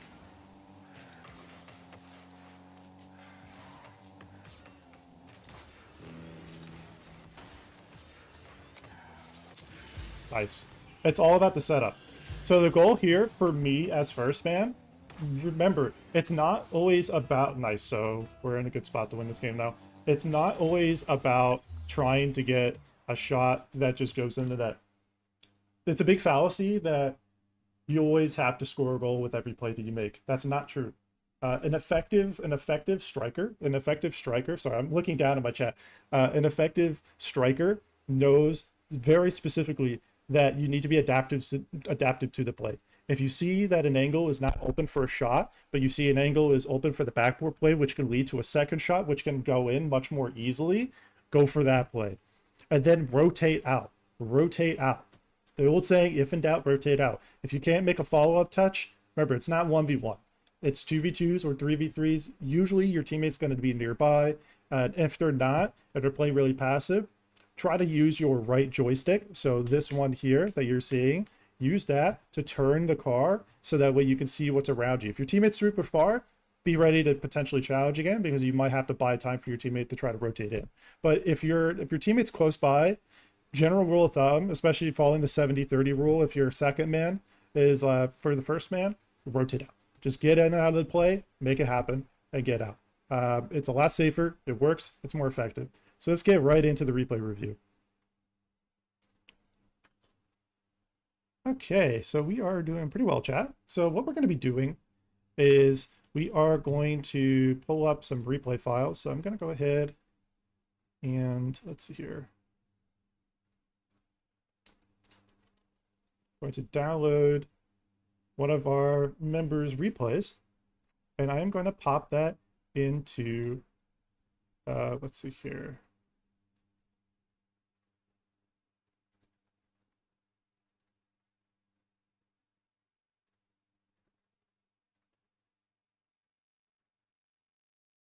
Should be in documents.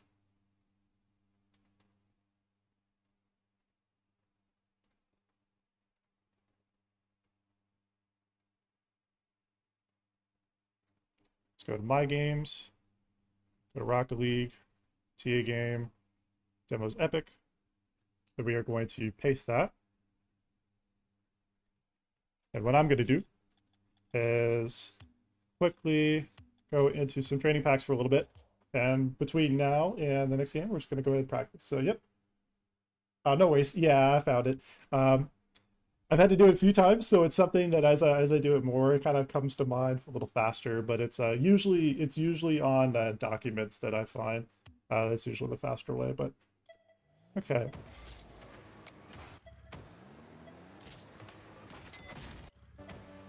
Do some power shot training packs.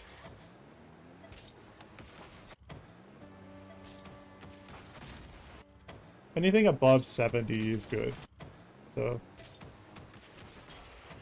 gotta keep it accurate.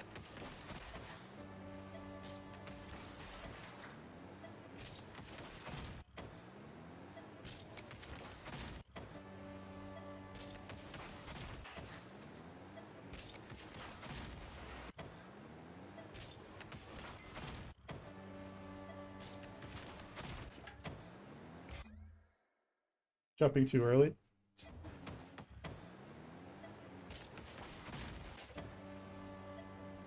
Can't really jump any, can't jump any later than that.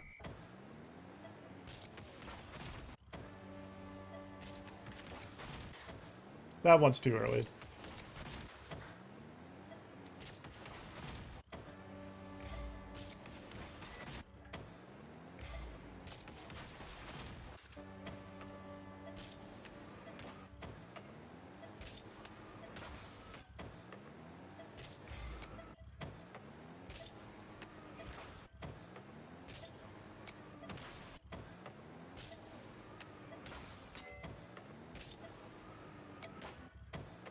Was a little harder because you start on the wrong side. There we go.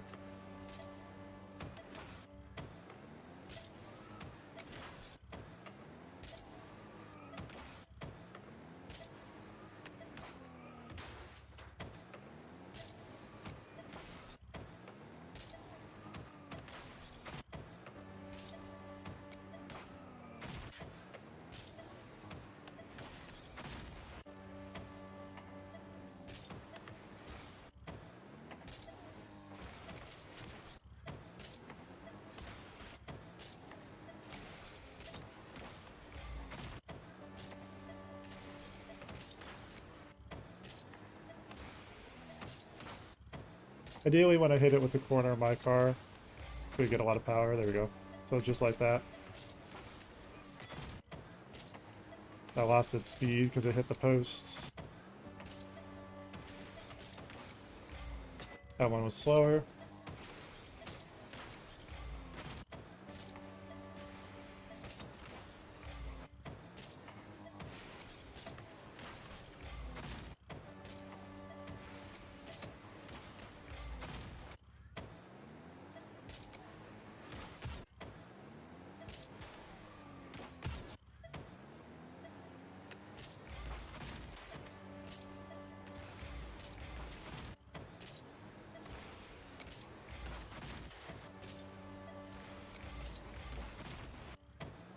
Good power.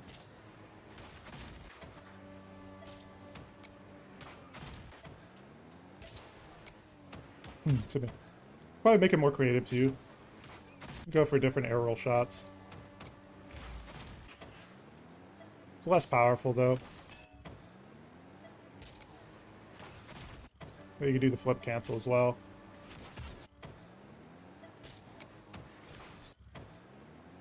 So you could do the kind of like that without missing. Just more accurate. It's like that. About 65 miles an hour.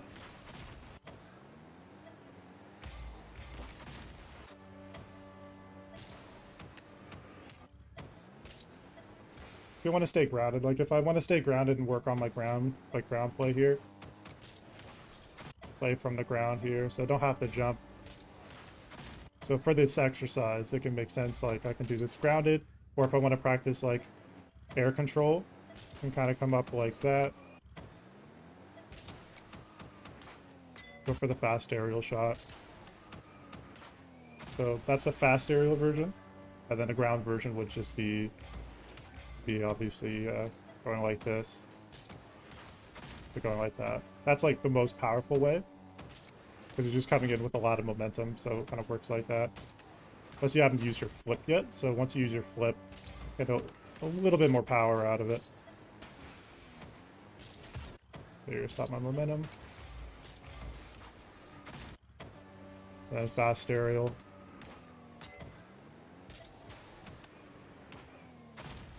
Like that. And the last shot. It's almost like a, you could do hook shots. This is like a great one for practicing bouncing hook shots. A great way to practice this one is actually doing the hot potato drill. So hot potato drill, and then you practice your shots from that.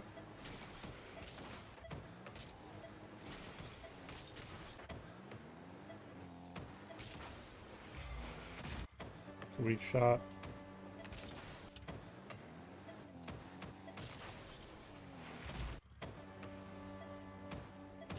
That's too far forward.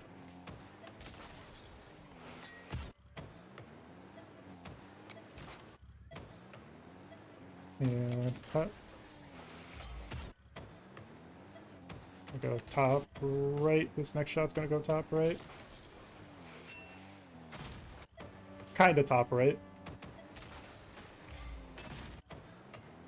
So it's gonna go top left.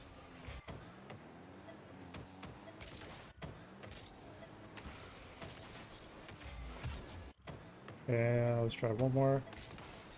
A little stronger hit. Nice, that's good power. Okay, so let's see if that training, the replay review. Let's see if that is uploaded onto my game. If not, I'll have to exit the game and come back into it. So let's go to saved replays. Let's see here.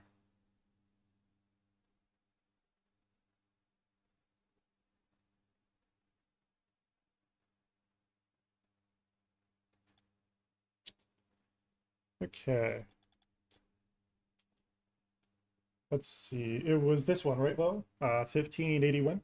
Just to double check.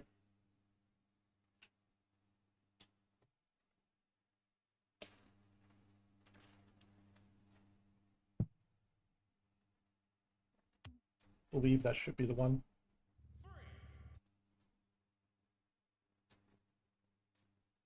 Here we go. Okay, cool. No, we're good. I just want to make sure I had the right one. This is the right replay. Okay, so here we are in the replay portion of the video, and we are going to be reviewing some twos footage as part of the very rare return to twos game here. So we are watching from the perspective of one of our community members, Loa, and so he is a GC2 player, currently GC2 in twos, C3 in ones. Ooh, that's a bit awkward there. I don't mind the idea, because like what you're trying to do is you're trying to buy time for your teammate, because it's a bit awkward here in the corner. Ideally, because you're kind of shadowing from this direction, it's difficult, especially like from here, if the opponent does this. Yeah, if the opponent does this and cuts across, if you're not able to get the ball out this way, it makes it harder. Especially in this case, you can't do this because your teammate's cutting across in like a really bad spot. It's I understand the reason why the teammate wanted to cut like shortcut front post, but the problem is in this position, if the teammate gets dunked here, where he's facing, the ball's just going to bounce in like that. Like in a worst case scenario, the teammate's in a bad spot. So you definitely, I can say for sure that you did the safe thing here, trying to just wait. You do get bumped, so there's not really much you could do there. A teammate could have played that better. I think he honestly could have actually like rotated in a slightly different position or played from behind and been safer and let you kind of come across there, and you would have had free space on the back right corner. It's a good cut here. I like this. Good pressure. Nice. I like this. I like that positional pressure. You're just in and out of the play. You make your play here. Nice. I like that. So something that a lot of people miss in terms of like playing 2s and 3s is the fundamentals of rotational play. So in a position like this, it's safe for you to cut because your teammate's really far back. You see how back, like, so think of like the 70-30 rule is like this set of like, this set of horizontal paths that goes like 1, 2, and 3. Think of this as like usually your point where as a second man, once you start going past this and once you start creeping, you start getting into a zone where it's a bit more dangerous and it's more committal, especially if you're facing their goal side. So what you're doing is correct, and the reason is for two things. One, you're essentially keeping the momentum of the play in their side of the field. You're allowing your teammate to get to a better position as well. And so your teammate, look, for some reason, I don't know why, but your teammate's facing like backwards. They shouldn't be facing backwards like this. It provides like no rotational like benefit, because the reason is like by coming up like this, think of like a zone of coverage, right? His zone of coverage is literally this wall. That's it. That's all he can cover. Realistically, this play is not going to be going to the wall. It's realistically, he should be kind of at this line here at the 70-30 rule, just waiting. You know, he doesn't have to be moving. That's the thing. He doesn't have to be moving, but he doesn't have to be standing still. Just slowly in a small position here, kind of in this zone here, kind of just in this zone here. And by doing that, what's happening is, well, as you get this play across, this is great pressure, because now they're both kind of committed to this saving position. One comes off the wall and does a good job getting the wall save here. This one stays grounded, which is the correct thing to do. I like the rotations there and getting yourself set up. But teammate cuts across and makes that a little bit tricky. So I see why you kind of wanted to play back. This is good that you played back with the second man. It's a bit awkward here, but this is still okay. Nice. Good block there for the 50. If you were able to get that second pad there, so rather the first boost pad, so this one, as you got this, you probably come into that play with a little bit more boost to work with. You wouldn't be as constricted on boost. I still don't mind it, but it just gives you a slightly bit more of an option. It's a super small nitpicky thing though. I like the shot pressure. Nice. Good pressure there. And you're already putting yourself in a position where you're facing away from their goal side, so you're already able to rotate out. That's kind of what you want to be doing there. So you make your shot, make your pass, make your play, and get out. That's the most important thing. Because what happens is if you loiter in the play for too long, as you probably see, like have seen in some of the earlier games in this video, sometimes people will make it a lot more awkward, and it makes it harder to be able to make the plays actually count. So these are good things that you're doing there. Nice. Teammate cheats up on the kickoff, and you do a really good job on the kickoff here. I like this kickoff win here. So by playing it this way and then also flipping through, so you're a little bit more on the center line here, so this is fine. And then you flip left, and so what that does is it kind of just keeps the ball in that position. The opponent kind of comes across pretty heavily, and you do a good job of getting the ball set for your teammates. So that's a good shot and a good setup there.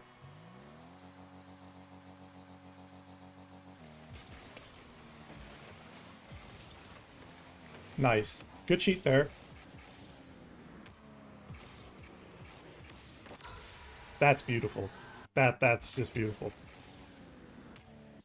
I like the way you set this up.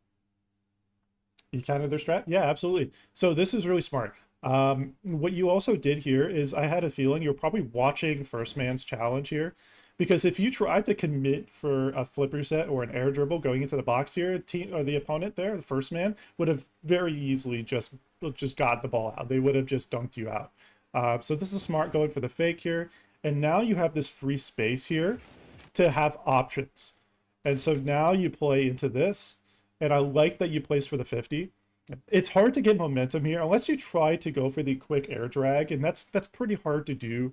It's not so much mechanically hard to do, but just in this position, especially based off the way you were rotating with your car, it can make it a lot harder. Like here, like you see how there's separation, so that separation is what makes it hard to get like an air drag out of it, especially if you're trying to like play it really fast. But in this situation, what you did was perfect. You did the best, like the best mechanical and best decision making like situation. You made the best play, especially going for the 50. 50 is the best play. Absolutely is the best play here. Not only because of the outcome, it's because of the direction of how you force the intent of the play. That's the really big thing, is you push the play in a way with intent. Here, I like this. It's a little... I would be careful about going for the reset here. I don't mind that in this position, like here, but going for a reset, I feel like honestly a better play would have been going for the fast aerial, bouncing for like a ceiling pop, and then going for a follow-up touch here, and then putting pressure on the guy on the wall here. If you can put pressure on the guy on the wall here, this guy's effectively not really able to do anything into play. He's in a position where he's playing on the opposite side of where the momentum of the play is, so he has to come up like this, and you're already in this position. So if you get that ceiling pop, what happens is if you get the ceiling pop here, now you have momentum to where you could potentially go for a bump play on Corrin. So just, it's a small thing, but it's an idea for you to have a slightly better option. Flip reset here is just, it's a bit dangerous because the time it takes to set it up, and it also puts you in a place where you can't really place for a 50 at all. I don't mind that. That's good. Teammate just tries to put shot pressure here. They're both committing. This is kind of dangerous for you to be facing the goal side here. What I would probably do is if you're in this position, so you see how you're creeping? So you're creeping past, so kind of pay attention. You see how you're creeping past this like 70-30% rule? There's that like that last 30% of the commitment. You're committing well past that. And now you're kind of close enough to where like both your direction, like where you're facing, is towards the goal side. So you have no like real momentum to be able to recover. And you're moving towards their goal side. It's not just that you're facing the goal side, but you're... Hey, Touch. So it's not just you're facing the goal side, but you're also moving towards the goal side. You're kind of creeping towards that. So just be careful about creeping here. You kind of want to like... You can kind of float around here, but going like through to this pad here and going even further past this is pretty dangerous, especially if you see that they're getting ready to clear. So this is the kind of moment you want to watch for a clear. So teammate goes here. So you want to think about where second man is. Try to get like a quick vision. Oh yeah, no, just a little too close here, and that's okay. We all kind of like in the moment don't realize when we're creeping up. It's just something you want to be careful about. But try to pay attention for second man. Second man and first man, that'll kind of give you a tell of like how the direction of the play is going to go. If first man's kind of like, so if they're facing this way, right? So look at how they're facing like this. Look at that boost trail, right? Look at the smoke trail. His momentum is going like this. He can't use momentum, right? So he's not the one you really want to be focusing on. The one you want to focus on that has momentum, that's dangerous for you, especially as second man, is the second man right here. Because he's coming off the wall opposite of his goal side, and he's clearing it out with momentum. And you see how by doing this, even if it's awkward and the outcome is awkward, the intent of what he's doing is what makes this more dangerous for you, especially when you're creeping. So you want to be conscious of that, especially when you're second man. You want to watch for these things, and also kind of try to face a little bit more kind of like inward like this, because in a position like this, you'll have more time to be able to rotate and be able to shadow. If you're facing in this direction and moving this way, creeping, it just makes it a lot harder to be able to recover. And now the ball kind of goes over you, and it kind of becomes the William Dafoe meme of like that, and the ball is just right above you. It's kind of like that situation. Good recovery here. Nice. Nice. I like that clear attempt.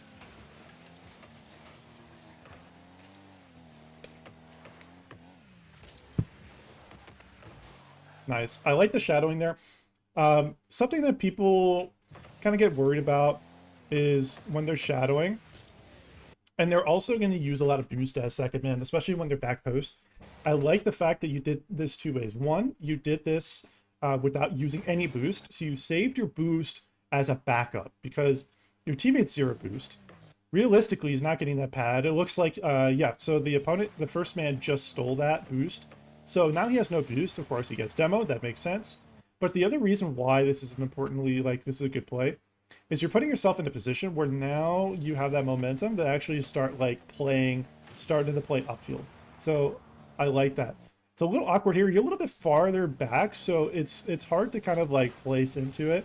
I do like this, though. I do like the way you place that. Good cut as first man. Teammate was kind of playing passive there. This is something in lower ranks is a lot more dangerous to do because oftentimes teammates not going to know that you're going to actually challenge this. In the ranks like where you're in like GC and above, typically the expectation is the first man is going to challenge here. So for those of you that are in the lower ranks and unsure of why low is challenging here, this is actually something that's more commonly good practice. And the reason is first man needs to force. First man is not just in offense. First man is also in defense. You have to recognize in defensive situations like this,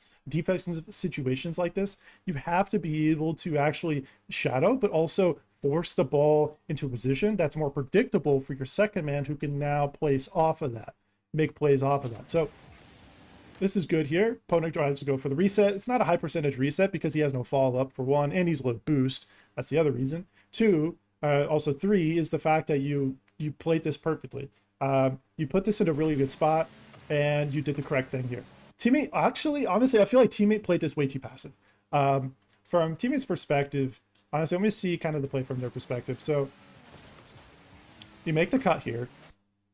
I would have preferred, honestly, if the teammate faced inward the other way. So instead of facing outward, faced inward, so he was facing the play. Because he's facing outward here, this makes this wider. Here, he's in a position where he could actually kind of play into this and have momentum to be able to place for a 50. It's a bit of a nitpicky thing because the reason is if you're coming out this way as your teammate, so it'd be like that. If you're coming up this way and coming up wide, so coming up from facing goal side and then cutting up like this and then placing for a 50, the likelihood of the 50-50, especially based off like where you're going, like out to in to out, is in this position here. You're actually going middle, or so you're going in to out, and now you're going to potentially get a 50 that bounces off like this. That second man or that first man, soon to be, is now in a position that's more dangerous for your team. So what he could have done here is actually rotated inward here like this, and then what you could do is as he comes in, he goes out to in, and then pops that, and the ball is now in a position where it can pinch much more easily here. You, Lola, are in a position where you can cover for the worst case scenario. So say if he gets dunked on, or if his play doesn't work out, you have the coverage here. You're already facing it. You have positional momentum, and you're already in that position here. So I would say this play was kind of this goal that's coming up here is on the teammate. The teammate definitely just played this way too passive, and also they tried to play in to out instead of out to in. This is a case where playing out to in would have been better based off the spacing of the play. So these are things you want to recognize as first and second man. Just this is not necessarily you specifically, Low, but more just generally for those of you watching this video. You want to be careful about these situations. First and second man positions can be really important to kind of keep a watch of. Teammate misses the double tap attempt. That's okay. I like the fake here. This is something that a lot of people make a mistake going here. It's really dangerous, and the reason it's dangerous if you challenge here is if you challenge here and don't fake, one of the big problems is look at where your teammate is. Zero boost, and he's still trying to recover, and he potentially could have been getting bumped here. If Brutus decided to actually like bump like your teammate there, it would have been a lot worse, because if you get dunked here by challenging and it doesn't work out, now he's tripped up, and now Corinth has free momentum to the ball, or with the ball. So you do the correct thing. This is the smart thing to do, is you're faking. You're buying time for your teammate. I would be careful about stopping fully here. I like the fake, but I would be careful about fully stopping here. Because like based off the position, right? You see the opponent is on the right side of the ball, like from your right. See, So they're facing the ball like this. The only way they're going to cut this is going to be to your left. So your left here. So you know they're going to cut this way. So I would be careful about stopping fully because you lose your momentum and you're not able to make the challenge. So I would just drive. I would drive with them. You don't have to use boost. Like, you have plenty of boost, so you can boost if you want. But I would actually just like gently drive with them and keep shadowing, because what you're doing is you're forcing them to stay wall side here. So you're staying essentially you're keeping them on the outside of the field here, which makes it safer. Teammate here is a bit awkward here. This is a bit too close for the teammate, because like if you're able to get a slightly cleaner setup for the shadowing, teammate would not need to be here. Honestly, if I were teammate, I would have grabbed pads and then be in the position that's safer and just kind of watch. I would be, instead of here, I would be like here and facing slightly goal side, just a shadow, but just kind of float, you know, just kind of float a little bit. It'd be safer to float there in that position. I don't mind that. Good boost grab. It's a, be careful about being kind of under the ball here. So I don't mind this boost grab. I do mind that you're kind of creeping up a little too much here, because what happens is if you creep up really heavily, it's kind of like this essentially, is the ball just goes over you, and it's not in a position where you can really follow it up. If hypothetically this bounced a little bit differently, if this bounced out more, so if this bounced instead of like here, so as you see this bounce in a second here, so if this bounced off the turn here, or rather the curve, or if this bounced outward more, this would have potentially been more dangerous, especially if it bounced up and out, because Brutus would have been in a position where you can fast aerial. It'd be like that. Does have some boost, but it's not a lot. So it's definitely a bit of a sketchy position. I see you're kind of a little bit awkward there. That's okay. Just try to grab pads here. Yep, so that's correct. Just grab pads. Try not to use too much here. I like that. Ooh, that's a good save. Ah, that's, oh no, that's unfortunate. That's a tough angle. It's a lot of people kind of like, it's especially like all of us in the community, we rag on people for missing open nets, but we don't actually realize when an open net is physically open, it does not mean that it's like pressure wise open, because the positioning here can be like really like you don't have time, and you have to make that, like, yes, it's open for a brief moment, but you have to like rip a shot, and you just don't have time to be accurate here. TV was a little passive here. It's okay for him to be passive. It's a safe thing to do, but he just gets dunked right after this, which is not ideal. Oh, that's just beautiful. Great read off the wall there. I like that. I like that a lot. Great beat here, beating the first man. Teammates essentially kind of in this kind of like awkward position. So you're doing the great thing by cutting the play, because what you're doing is you're forcing the momentum of the ball and the play go back into their half. That's exactly what you want to be doing in that position. It makes it harder for the opponent to get the mental breathing room to be able to kind of get set up there. You were accurate on the shot. They were covering the rest of the net. I tried. No, you did everything you could there. It's just, again, it's really hard to get that. Like, it may be open in that specific spot. Like, the whole net, see, when I talk about the opening, it's like, it's not the whole net that's open. It's just this one sleeve, this one section of the net that's open. And it's hard to, like, when you see that, it's hard to get that perfect shot, because you have to get like a perfect boom. You have to get the opponent has to just not be there in time. Like, you did everything right there. It's just, it's a small little thing I noticed, but if anything, I wouldn't worry too much about it. I like this cheat. Oh, that's a great cheat. That's a great cheat. I like this a lot. So this is what we call soft cheating. So soft cheating is typically, hey, Ols, how's it going, man? Welcome to the stream. We are actually doing a replay review right now, by the way. So welcome. So I like this cheat for a big reason here. Is you're soft cheating in a way that allows you to actually pick up the momentum of the play, but you're not overcommitting. It's really easy when you hard cheat to overcommit. So in this position, you're soft cheating here. This is good. Opponent does, or teammate rather, does a really good job of getting a great kill. And you're also in a position where you're flipping it left. The opponent flips forward. So it's been a minute. Likewise, man, it's been a good while. So by doing this flip here, you do this perfectly.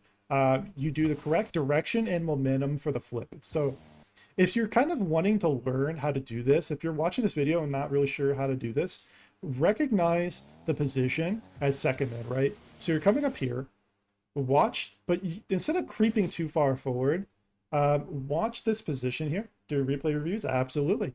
So watch this position, and you see how second man, their name is right there, and he jumps.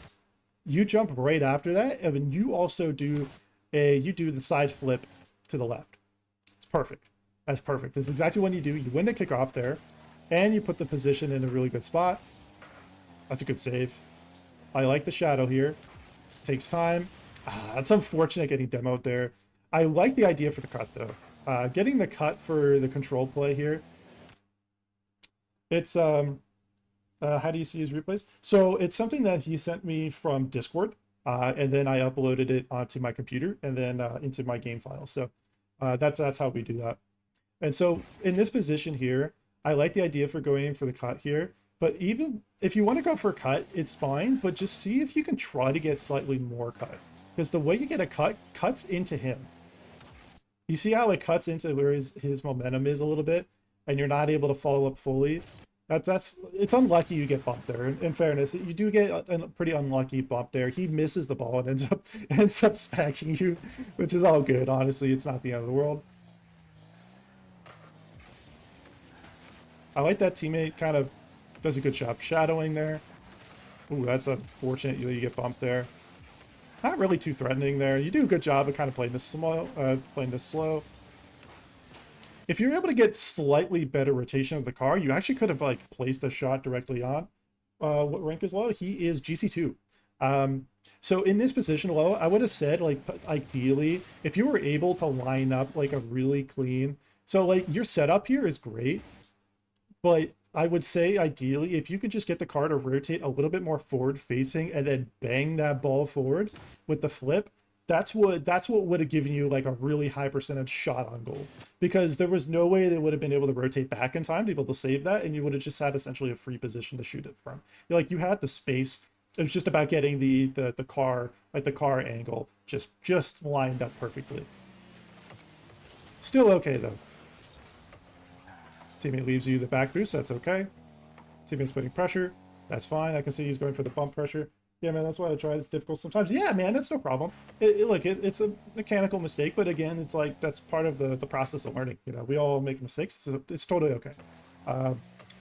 You should see some of the mistakes I make. As actually, you know, well, you've seen some of the mistakes I've made. They are interesting, so we're all good now. So what you want to do here is correct. Yep. So you're playing this correct as second man. You're just shadowing gently. I wouldn't have flipped. Ideally, I would have stayed grounded, because if you could have actually stayed grounded here, you actually potentially could have gone for the fast aerial just a tiny bit earlier. Once you flip here, you lock your momentum here just for a brief moment. And then at this point, you get beat by the opponent. You do a good job like backing off of it, because once you see, of course, you're beat. This is kind of awkward, so teammate has to cover. That's okay. Nice. That's well done by teammate. And that ends up okay, so they actually they forfeit at that point. Technically, the game would be winnable if they get some good kickoff goals, but still okay. Great replay though. Honestly, Lo, this is great replay review. I'm really happy with how you played. Yeah, the main thing, like really, if anything, that I would say just be careful about is just be careful about creeping past this line here. When you start to creep past this, use these paths as reference points to know like to really stop at certain points or to not over push. So kind of like that play earlier in the game, but just you want to be careful about over creeping, especially also if you're facing their goal side and your momentum, you're moving towards that goal side and you see that second man is able to clear. So just kind of pay attention to where the direction of your opponents are. If you see that there's one of their people who is about to just bang that ball really hard and get like a really heavy touch, be careful about facing this way and moving this way, because you just don't have a way to rotate back. So that's like the only like major thing really this game. I think everything else was either really small or just like overall you played fantastic. Honestly, I was really like impressed with overall, like you made the right cuts. I love the way you cut a lot of these plays. This is exactly what you want to be doing. So well done, Matt. Spot on that. You're the third person this week who have told me that. That's awesome. That's awesome. So, but you know, so you understand all too well. Well, that being said, if you enjoyed watching this video, I'd like to ask you, oh, almost forgot. If you'd like me to do replay reviews of your videos, let me know in the comment section down below. Thank you so much for watching, everyone. And if you enjoyed watching this video, I'd like to ask you to hit that like button, comment, and subscribe. Speedy Man out. And then stop recording. All right, dude. Awesome. Wish you could look at mine. Console's rough, man. I know, dude. Almost honestly, I've been wanting to see that for years, dude. I swear, bro. Like, I've been wanting to see like console having the access to be able to upload it through Epic, and having like a essentially like a system on Epic that just uploads it. And if you could send replays to people via like an in-game system, bro, that'd be fucking amazing. I would be so happy with that. Like, I'll go on Twitter and just say like, here's an idea, blah blah blah, you know, like that's how I feel. Because like, honestly, like that would be great for the game to have as an in-game sharing system, so that like people on console could be able to do that. That would be excellent. That would be such a huge quality of life change. Okay, so what we're gonna do is we are gonna actually go into let's do a little bit more training packs. Let's see, on Xbox the max I can do is 1 minute clips. Yeah, no, unfortunately it's based off clips. So unfortunately with like the Microsoft system, and as well as I'm pretty sure it's similar for the other consoles, clipping is pretty limited in terms of the actual amount of time you can clip, so you can't really do much. So it's all good, man.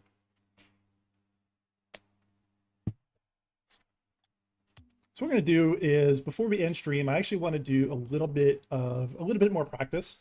I feel pretty good with the practice, so I just want to keep kind of working on that. I've been doing a lot of ground play stuff, so I want to work on, I think these are shuffled. Here we go. So why not try to practice doing this without air roll?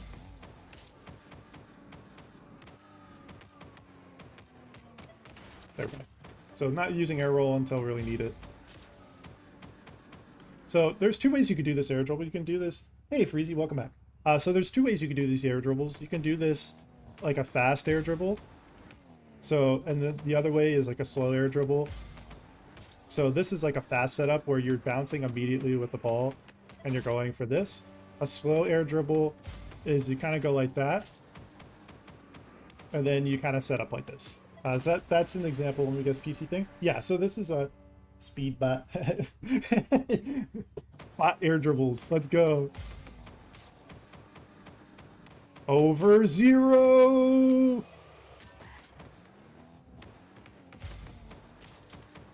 Yeah, so this is like bot air dribbles. This is just straight up bot air dribble.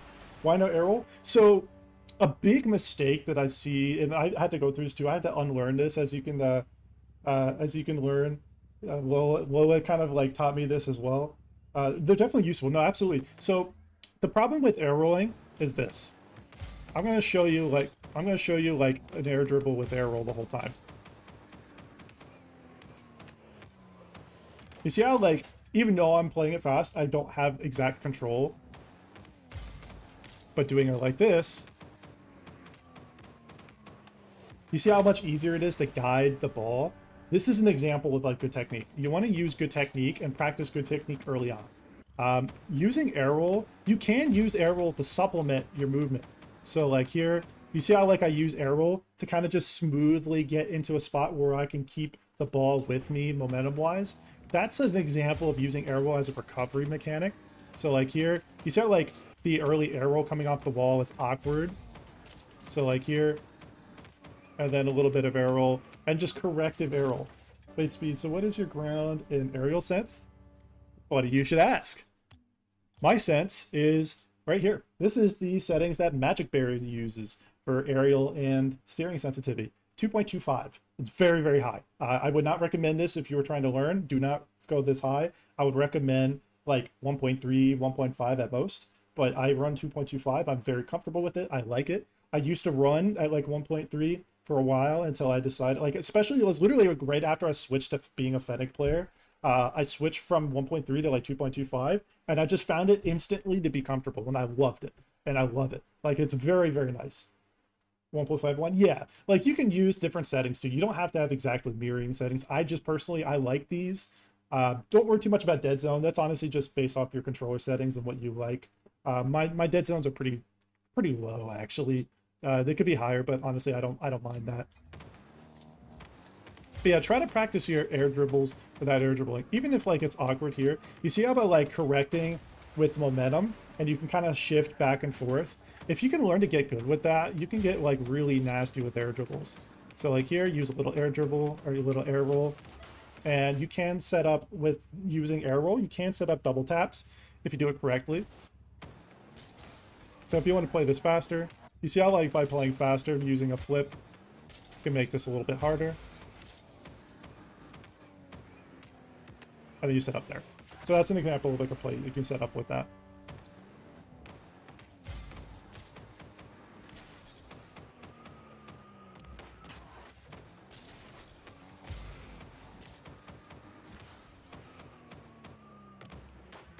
Oh, went for the triple there. There's no shot there because my momentum is trying to take a break. Sort of stopped playing comp for a while. That's okay, man. Dude, like the thing is about playing competitive is if you're playing for a rank, you burn yourself out a lot faster. I'm mostly just playing other games. Yeah, that's okay, man. It's okay to take breaks. I think a lot of people get in this fallacy that you have to be a constant grinder to be improving.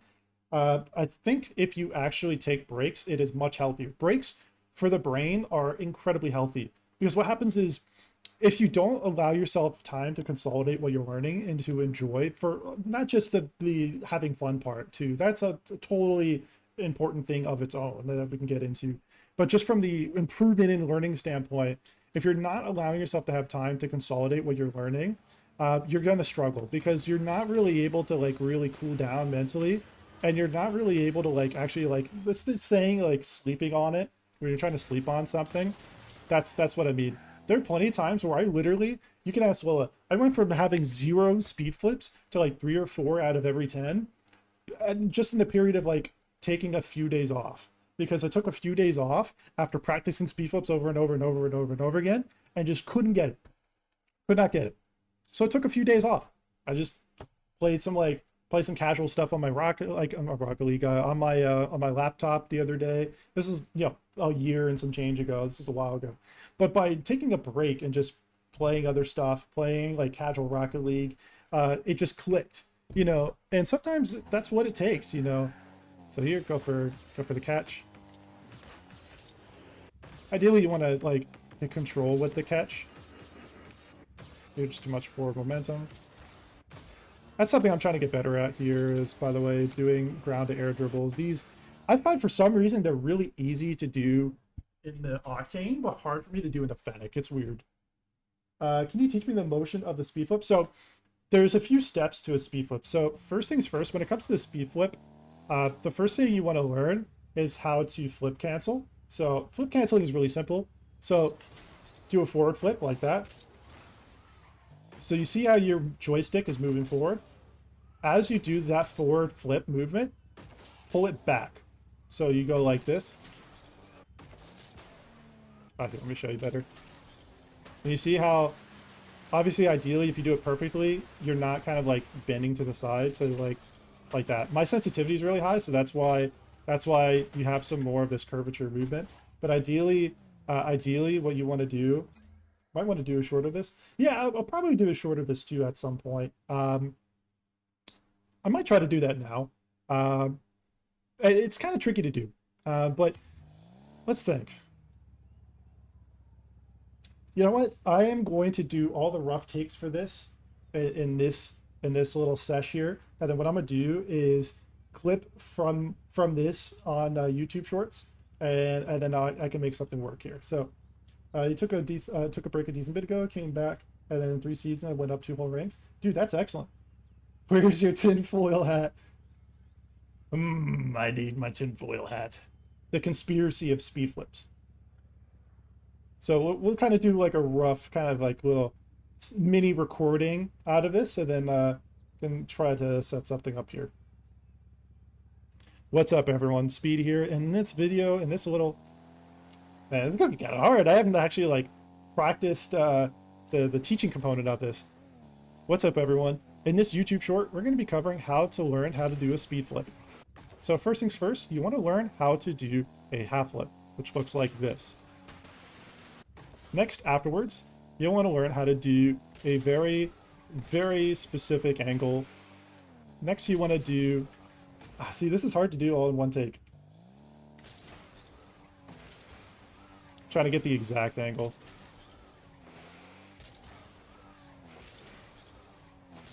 To do this in one take might take a little while, guys, by the way.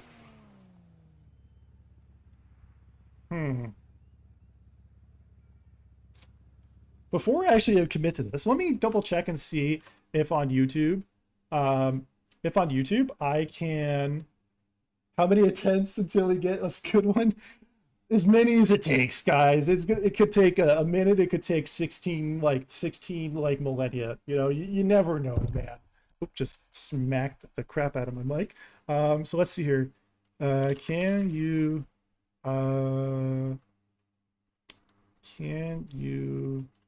edit a YouTube short and multiple segments? Yes, you can edit YouTube short multiple segments using the studio's built-in editor or with external editing software, and split the video, remove unwanted sections, and rearrange clips. Okay, I have an idea. 24-hour stream. Place your bets. Damn, I was thinking another 30 takes. Okay, fuck you guys. Okay.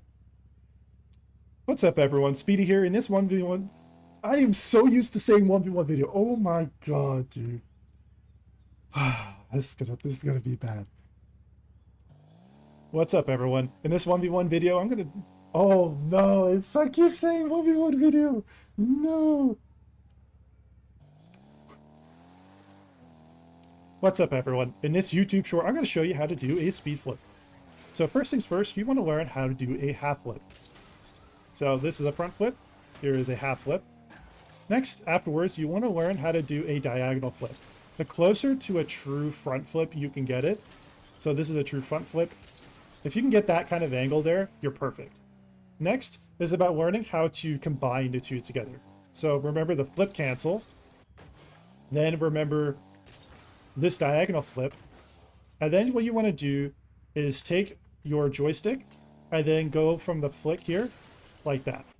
So that's a basic step-by-step process to kind of do a speed flip. You know what? I don't know if that works for you guys, if that's instructional. You guys tell me. I don't know how good I can make it. This is not going to be like... It took me 4 tries, okay? 4 or 5 tries. You know, I feel like that's pretty good. Question to you guys, is that good enough? Like, is that good? Do you guys feel like that helped you learn? Because I can trim that up a little bit offline at some point, and I can make that into its own video. I've already got a recording, so that's already good. Very rare twos video. I think that's the first time I've done a twos video in over a year, which is kind of insane. I would have said pull your thumbstick down instead of like that. I could have said it that way too. Oh, fuck, I could do that better then. Explain it. I think you could explain like the flip cancel and that. Okay. What's up, everyone? What's up, everyone? In this YouTube short, I'm going to show you how to do what's called a speed flip. What's up, everyone? In this 1v1... Fuck. Dude, this is... it's going to take forever. What's up, everyone? In this YouTube short, I'm going to show you how to do a speed flip. First things first, you want to learn how to do a flip cancel. What a flip cancel does, and the reason why it's the most important step, the speed flip. I know, dude, it's so sad. What's up, everyone? In this YouTube short, I'm going to show you how to do a speed flip. You know what? I think this would be better, guys, if I did this.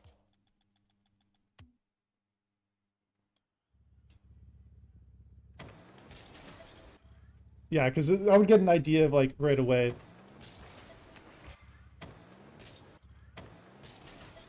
Maybe I should do a little bit of speed flip practice. Before I do this, let me do a little bit of speed flip practice. Because I'm side flipping right now. That's the speed flip. That's a side flip. That's a speed flip. And then flip cancel. Side flip.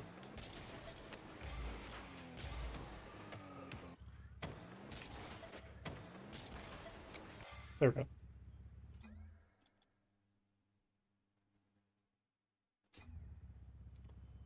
Hmm.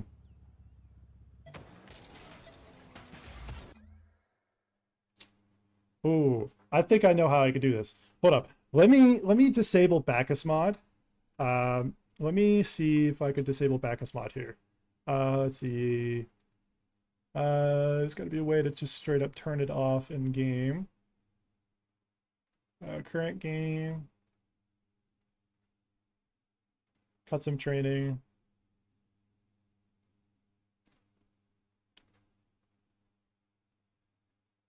Okay, that is can't you do it by bits and cut and join the clips? I potentially, you know what? Well, I'm glad you're smarter than me, because yeah, I could do that.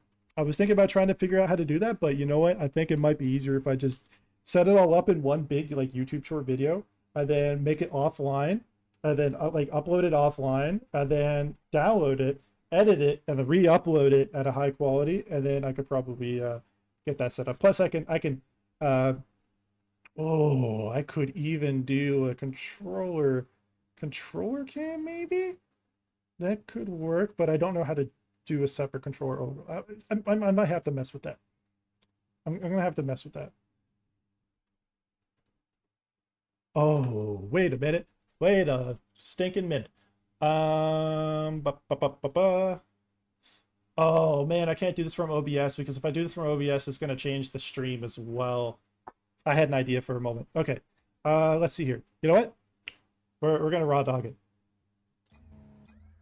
Let me exit out of Bacchus mod. So close Bacchus mod. There we go. Go into free play just to reset the game. Custom training. It's still there. Fuck. Bacchus mod. Quick settings. Wall hit. I guess I can't like. I guess I'd probably have to actually exit the game for it to reset, which is unfortunate. So yeah, it looks like I'd have to exit the game. Okay, that's fine. I can make do without it.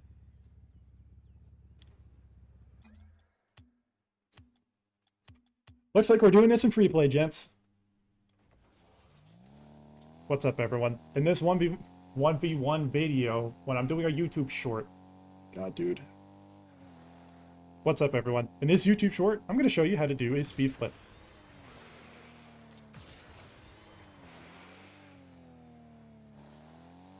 What's up, everyone? In this YouTube short, I'm going to show you how to do what we call a speed flip.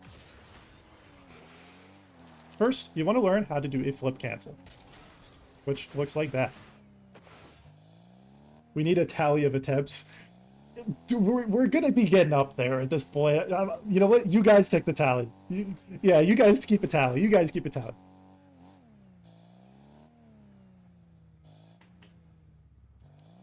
So to do a half flip, first what you want to do is learn how to do a front flip like this. And then immediately afterwards, as you do your front flip, pull your joystick back to the 6 o'clock position. So like that. You see how by doing this, you get backwards? That's what you want to do. Starting from now, yeah. The next thing you want to do... Oh, wait. I could either take flip cancels, not half flip. Yes. I have a better idea. Oh, man, I am smacking my mic a lot today. I'm going to do a MIDI recording. Because it might be easier for me to just take a recording and then actually set the boundaries for it to be set up this way. So, hold up. Ooh. Oh, I have a great idea, guys. I might be cooking here. Hold on. Duplicate. Controller short. And then I'm going to move a little controller here. Oh, you guys, hold on. I'm cooking, guys. I'm cooking.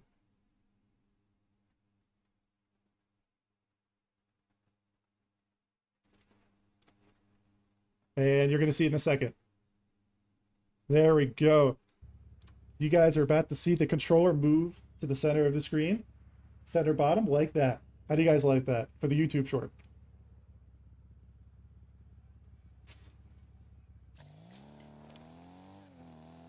Okay, I feel like I might be cooking on this one. I might be cooking on this one. Does that look okay for you guys? Like, how centered is it? Did I center it perfectly? Okay. What's up, everyone? In this YouTube short, I'm going to show you how to do a speed flip. So first things first, you want to learn how to do a flip cancel. First, to do a flip cancel, you want to learn how to do a front flip like so. And then immediately afterwards, use your left joystick to pull it back at the 6 o'clock position immediately after flipping. So just like that. The next thing you want to learn how to do is what we call... The next thing you want to do is learn the diagonal flip. So a diagonal flip is just like a front flip, but it's just slightly to the side. So you can see, like, this is more of a true diagonal flip. But the closer you can get your diagonal flip to be to a speed flip... Try again. Next, when you're learning the diagonal flip, which is the next step, what you want to do is, instead of the front flip, have your joystick very slightly to the side. So just like that. Once you get used to that, what you want to do is now combine the diagonal flip with... Try again. The next thing you want to do is now combine the diagonal flip like so with the flip cancel. So now you'll see what it looks like. So like that. That's what it's realistically going to look like when you're starting it out. So ideally, so once you combine the two, this is what it's going to look like. Oh, and of course, as soon as I show it, my fucking thumb slips. Oh, of course. Oh, boy. I hope you guys are keeping count, because we're getting up there. We're getting up there. Okay, let me take a little quick water break.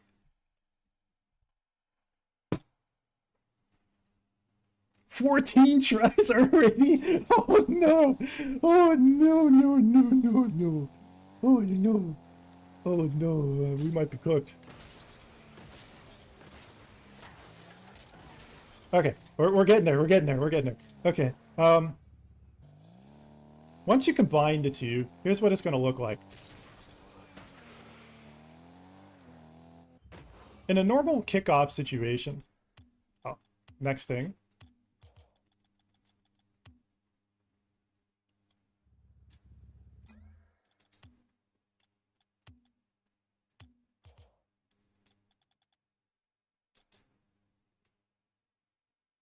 That one counts as 3? Okay.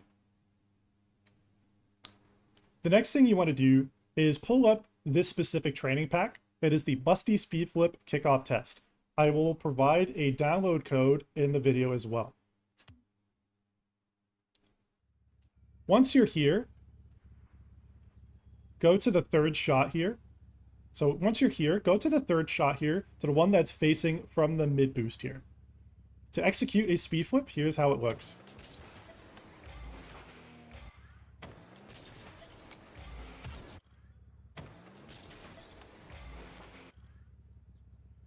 I could also kind of cheese this. I could also, like, just do the audio of me talking, cut that, and then afterwards, then overlay that over the live movement, which could be kind of cheesy, but you know what? I'm going to do it that way because it's going to be easier. This is an example of what a perfect speed flip looks like.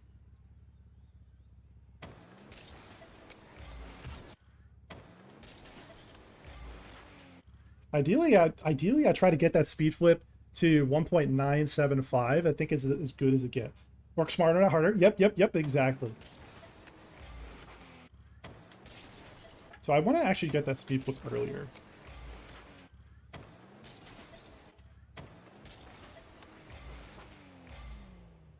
All right, that's the one. That's the one. That's the perfect speed flip.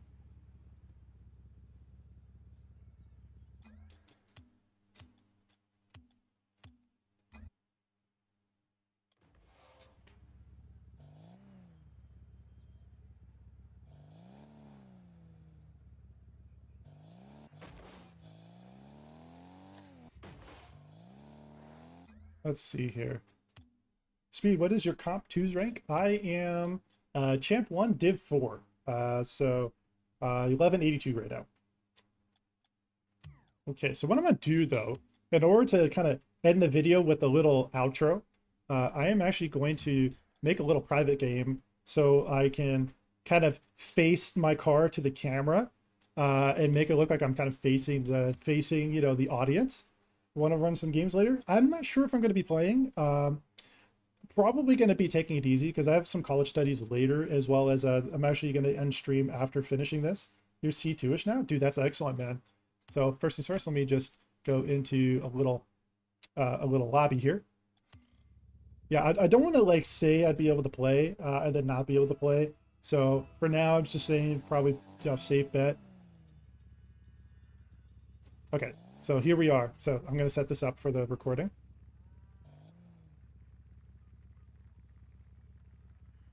And if you enjoyed, and always, yeah. Okay, I think make that 26th, by the way. 26 tries.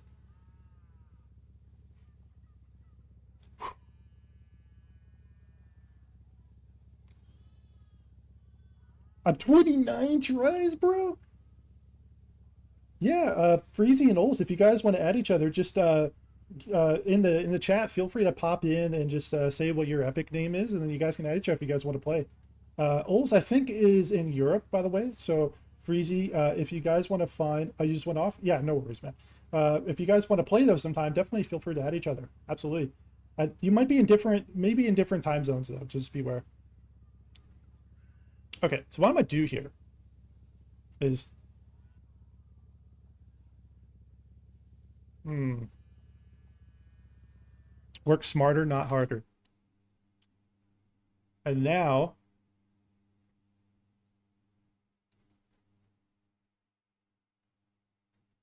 yeah, now we're cooking. Now we're cooking.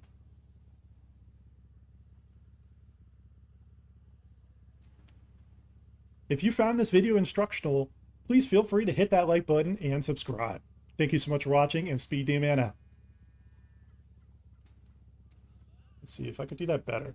Right, 30 tries now. Um, hmm. Found this instruction. If this guide helped you, feel free to hit that like button, comment, and subscribe. Thank you so much for watching, and Speed D-Man out.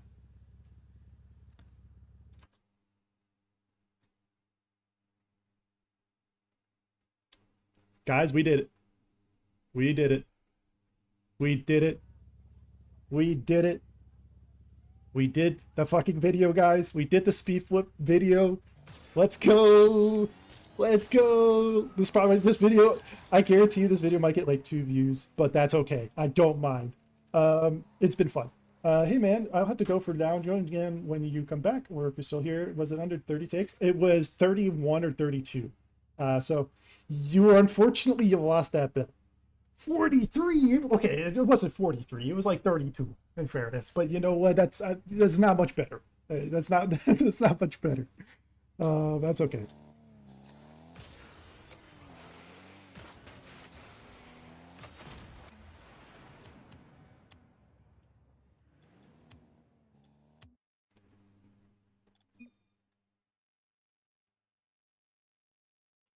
Well, everyone. Oh, sorry, Freezy. I typically I don't really join any clubs. Just kind of keeps the name kind of like clean and everything. Nice. It's hard. I know how many takes. I play guitar and recording is a nightmare. Yeah, dude. I know the feeling. That's like I'm a lefty, so I know the feeling. Like I primarily play acoustic, and it can definitely when I'm trying to record something that I'm feeling, it can take a little bit to get it like right. I have to like practice it a good bit until I get like the right melody and right vibe. You know. I totally know the feeling. But all good, man. Well, guys, I'm actually going to think about going ahead and end stream, though.